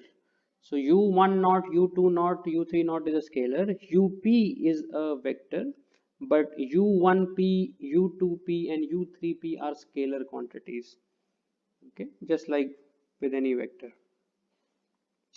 Now the displacements of P, the point P with respect to the reference point, which is origin or P naught, can be written like this.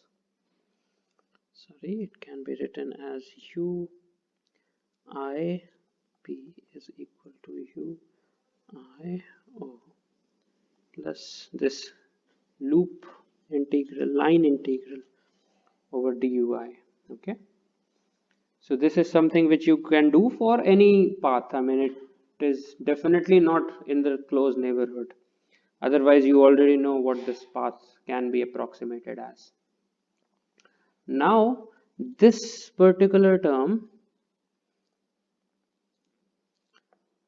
in the line integral can be written as dou ui dou xj dxj.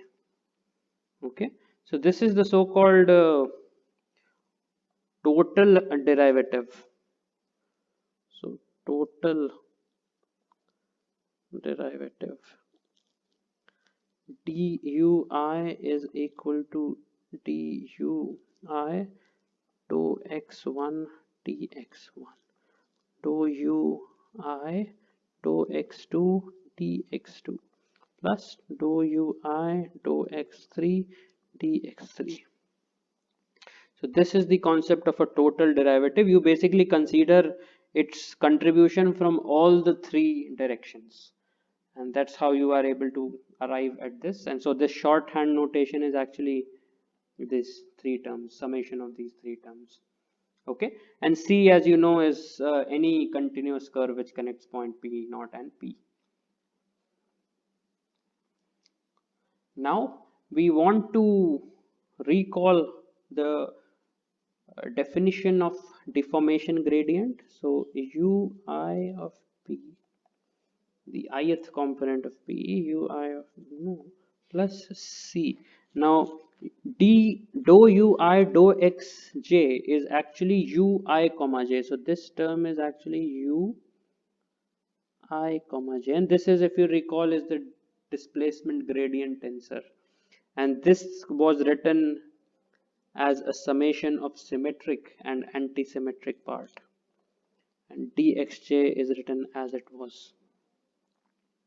Okay, now we want to just focus on this term. We want to just see the integral of omega ij dxj. Okay, because the other things we'll see, we want to keep it like that, but let's see how this turns out. So we want to perform integration by parts.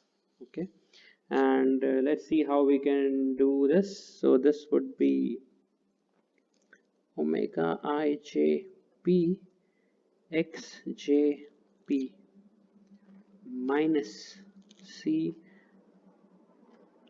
xj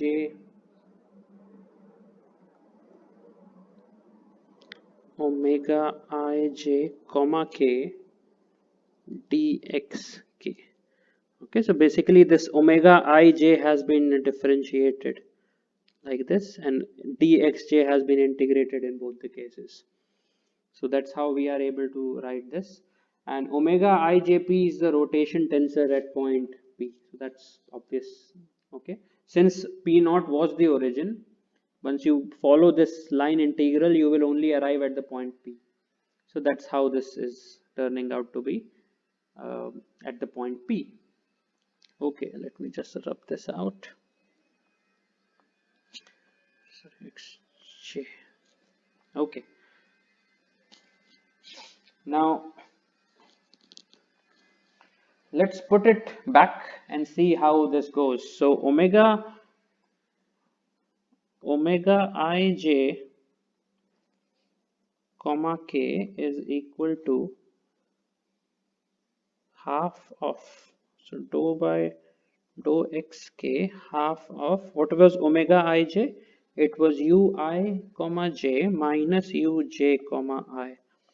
So this means that this should be half of ui comma jk minus uj comma ik. Okay, and why are we after this term? Because it appears over here. Okay, so this can be now written as half into ui comma jk minus uj comma ik plus half into uk comma ji minus uk comma ji. Okay, so as it can be seen, this is actually equal to 0. Okay, but that's what the idea is. I mean, this is equal to 0, hence we could just add it like this. Now we want to have a half into dou xk. I'll write ui comma j I comma, sorry, yes, it is x comma j I comma k, and then we will have the second term, which is u of k comma I. Okay, we are referring to two terms over here, and then the other would be minus of half into dou by dou xi uj comma k plus uk comma j.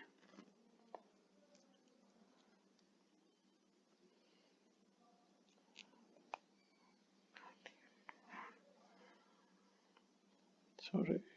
Okay, so how has this arrived? Let's see.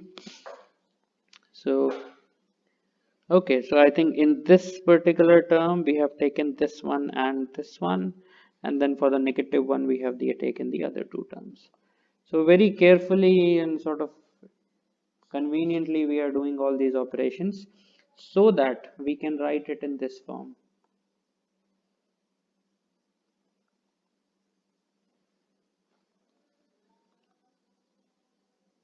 Okay, so if you follow the strain displacement relation, you will find out this half can go in, and this will be eik comma j, because there's a dou xj over here, and similarly you have a dou xi on the other side. So this is what omega ij comma k is, and now we want to make some substitutions. We want to now write this term. Okay, I'm just writing this equation again. This is uip is equal to ui naught plus C Eij dxj, okay, plus C integral of omega ij dxj is actually equal to this. So this will be omega ij in green text, which you see over here, xjp minus xj omega ij comma k dxk. Okay, now this can be written as ui naught plus omega ij p xjp, and the rest of it can be written as C into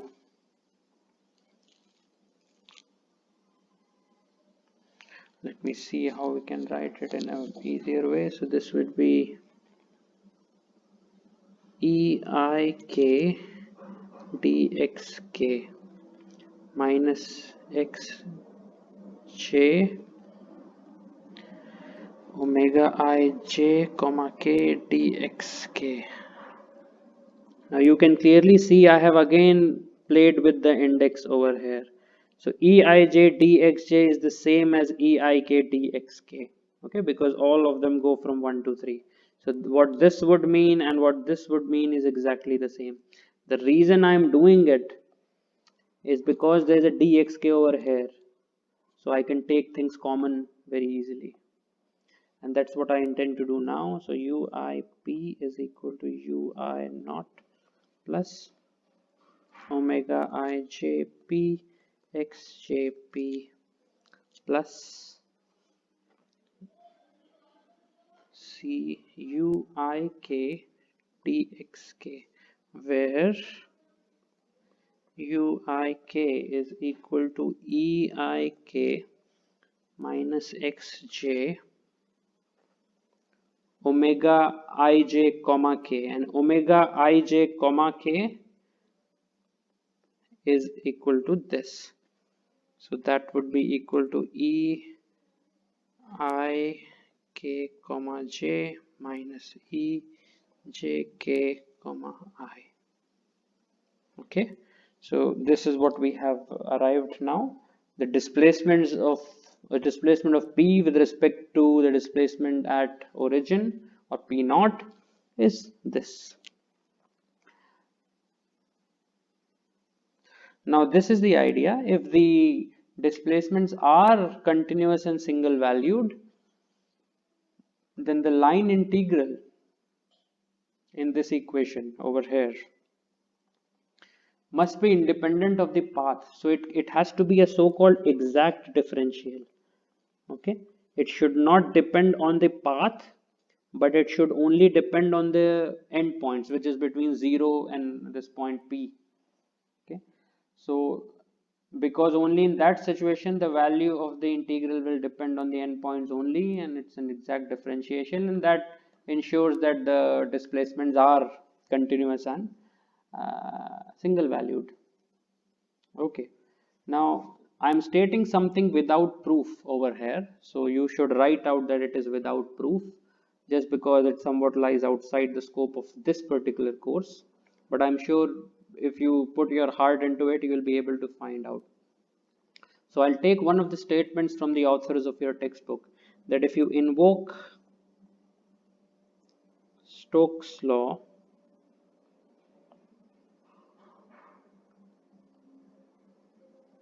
what is Stokes' law? Please go and check Stokes' law, Stokes' theorem, whatever way you would want to call it. We can show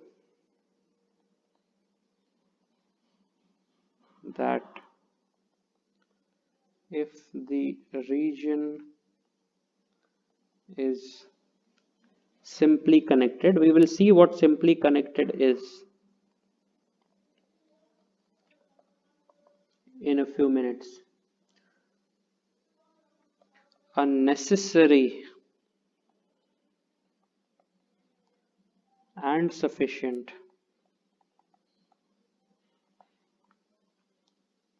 condition for the integral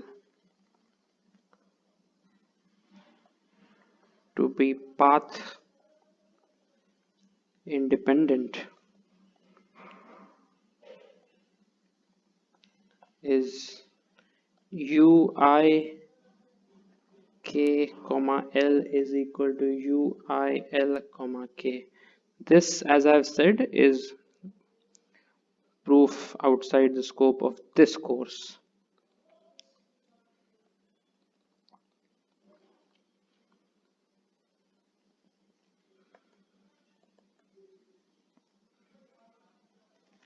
Okay, so unnecessary, and we were after necessary, sufficient we had already sorted out before. So the necessary condition for this to be independent, or if this is integral is independent, that means u is continuous and single valued, so it's connected to each other.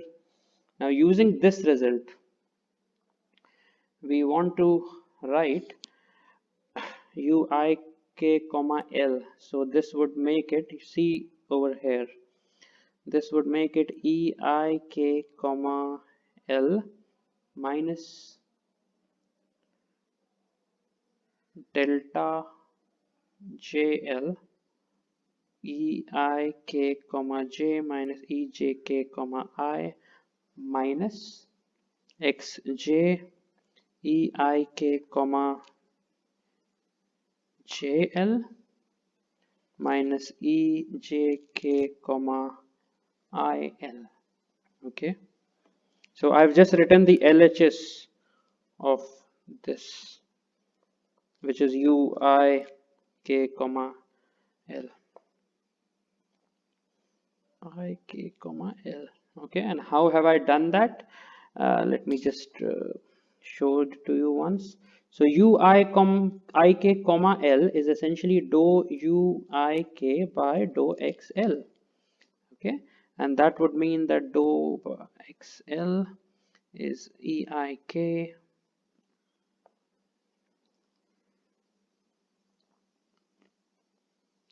minus xj eik comma j minus ejk comma I. This can be written as dou eik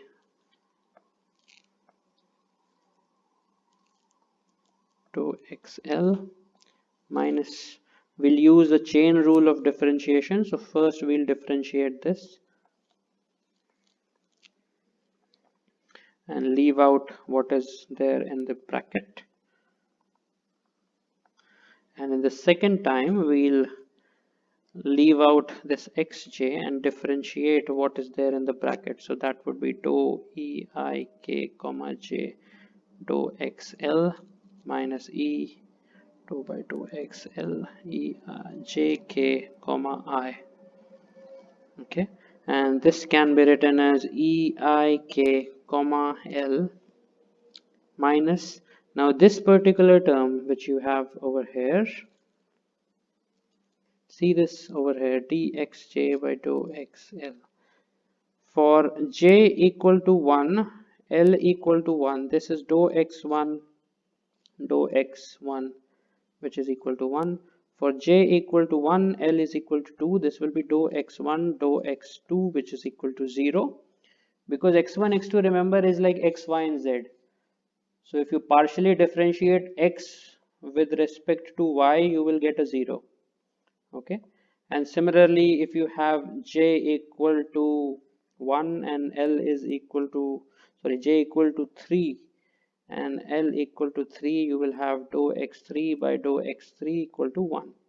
So this term can be written as delta jl. As you know, the property of delta jl is that it is equal to 1 if j is equal to l, if j is equal to l, and it is 0 if j is not equal to l. So this is a sort of a Dirac delta sort of a function which you may have been aware of, and that's the reason this particular thing is written as delta jl. So this can be written as delta JL, and then in brackets we have ik comma j minus ej k comma I, and then minus xj eik comma jl minus ejk comma il. Okay, so this is what the left hand side is, okay, what we have just derived. Now if you want to write what uil comma k is, so I'll have to first rub this out.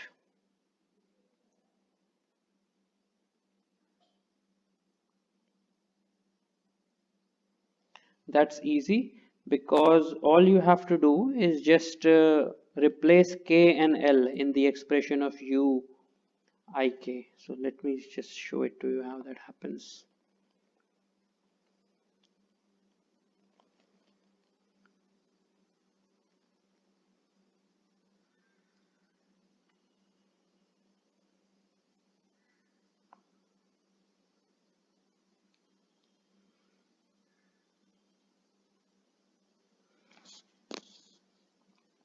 So uil comma k is equal to dou uil by dou x k, and if you want to write uil, you have to go to what uik is and just replace k with I. So it would be dou by dou x k, and uil would be eil minus xj il comma j minus ejl comma I, and then proceed with a similar operation as we have to find what uil comma k would be, and then equate it, because this condition has to be met. So I'm just writing out that term directly. You should definitely do this, since this is the way to confirm. So this is equal to eil comma k minus delta jk eil comma j minus ejl comma I minus xj eil comma jk minus eji comma lk, sorry, ik. Okay,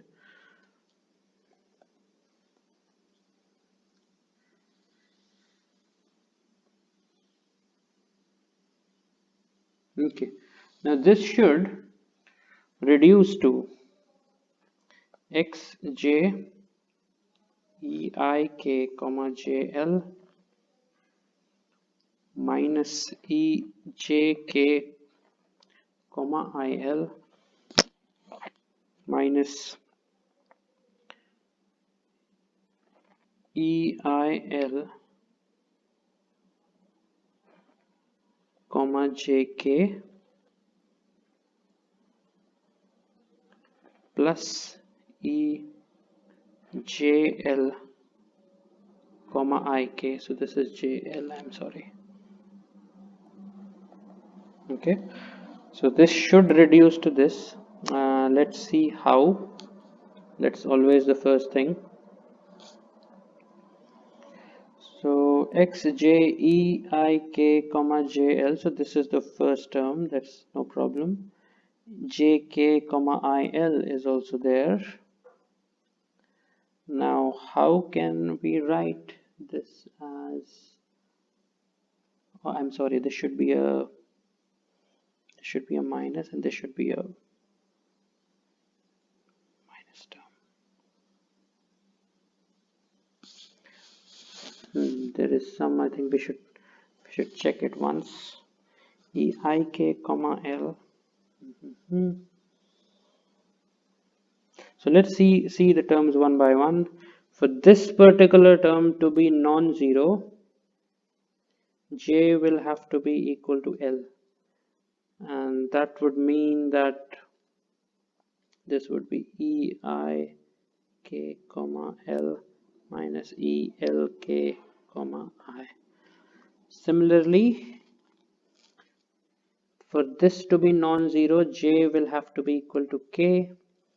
So EIL comma K minus EJ, sorry, KL comma I.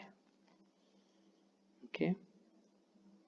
So you would have EIK comma L minus EIK comma L plus ELK comma I, and minus XJ into EIK comma JL minus EJK comma IL, and this would be equal to EIL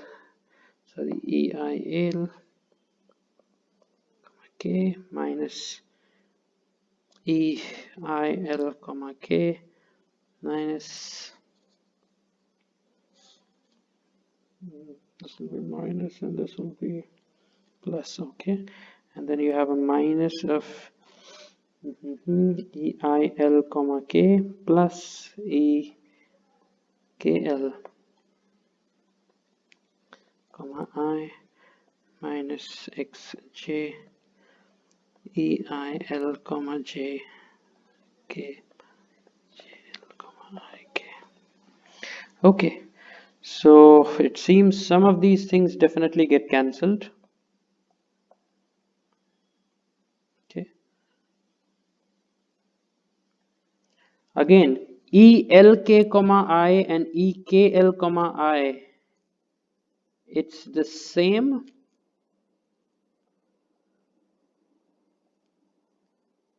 because of this symmetry of strain.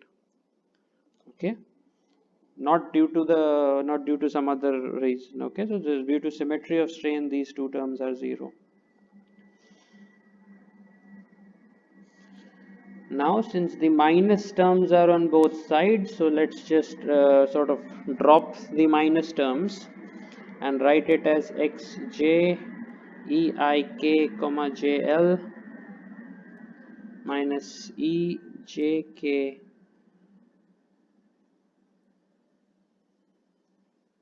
comma il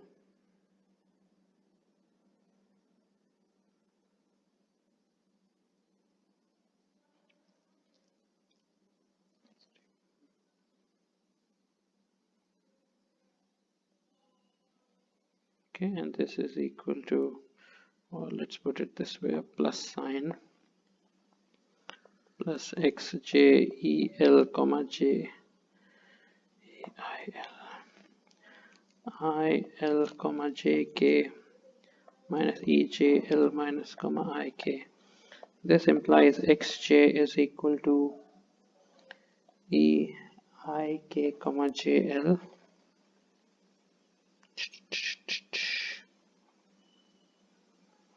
plus ekl comma ij. Let's see how we are getting those terms.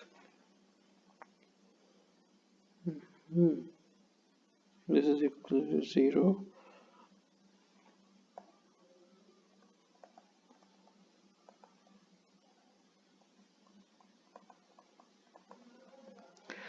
Okay, so this term is definitely there.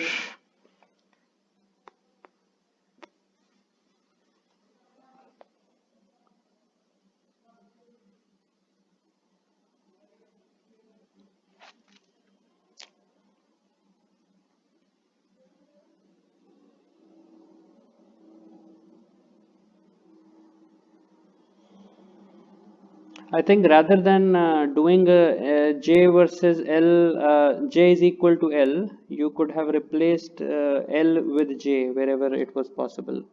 So perhaps that has caused this. So I do request you should check it and then proceed ahead.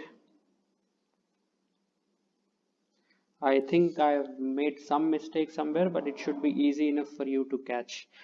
The point is that if this is equal to 0, it should be 0 for any value of xj, and hence it would imply that eij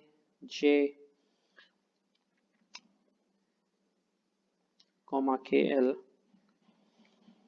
plus ek KL comma IJ minus EIK comma JL minus EJL comma IK must be equal to 0. Okay, so this is the same equation which we had derived earlier. I mean, I had put out that equation, that this is the equation which after elimination of displacements from the strain displacement relation we arrive at this, and we have finally arrived at the same equation yet again. Okay, so this is what you should have with some sort of a, I think between replacing J and K, I think this is what we have done somewhere. So it should be easy for you to get this. Replace J and K over this step, I think somewhere over here. That's, if you do that, I think you should be able to arrive at what is written over here. So do this. It's also somewhat of an exercise, and we had left out a point about simply connected and multiply connected, and the reason was this, that if you have a simply connected solid, then it would look like this, and then if you have a multiply connected solid, it has a hole like this. Now the concept is that if you throw out any loop, any arbitrary loop, and you try to shorten it,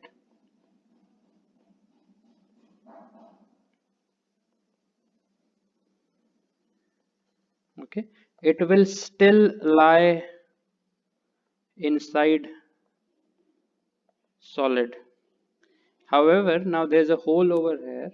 If you draw a loop like this and then try to shorten it, it will lie inside solid. Okay, but a arbitrary loop will not do the same. So an arbitrary loop can be like this. Now if you try to shorten it, or let's let it collapse, then it will lie outside the solid because this is a hole. So this is called a multiply connected system.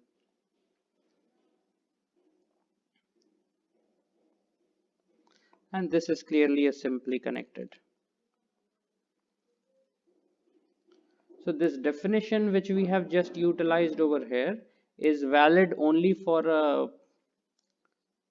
simply connected region, okay, not for a multiply connected. So this is something which you should keep in mind. Of course, if your solid has a hole or a crack or something like that, then all this definition does not work. Okay, and because it is obvious that at that point the displacements will not be single valued or even continuous for that matter. So this is only for the so-called well-behaved solid regions which are known as simply connected. Okay, so that brings us to the end of discussion on strains and deformation. I hope you have learned the theory of strains. What do I mean by the theory? You start out with displacements and then try to quantify what deformation is using displacements. So you have now strain is equal to whatever be the relation. We have also seen the geometric description of it, through which the strain was shown to be symmetric tensor. Okay, and the compatibility equations were obviously needed for an arbitrarily defined strain field such that the displacements are continuous and single valued. So that's the summary of what we have discussed in strain. We'll now be moving ahead to discuss stress in the next, and as you will see that the theory of stress is independent of the theory of strain, meaning what stress is independent of what strain is. The value of stress and strain can be related if the material is linear elastic or whatever else be the relation, but the development of these two descriptions is completely independent of each other. So please keep that in mind, and we'll continue, or we'll begin discussing stress in the next class. Thank you.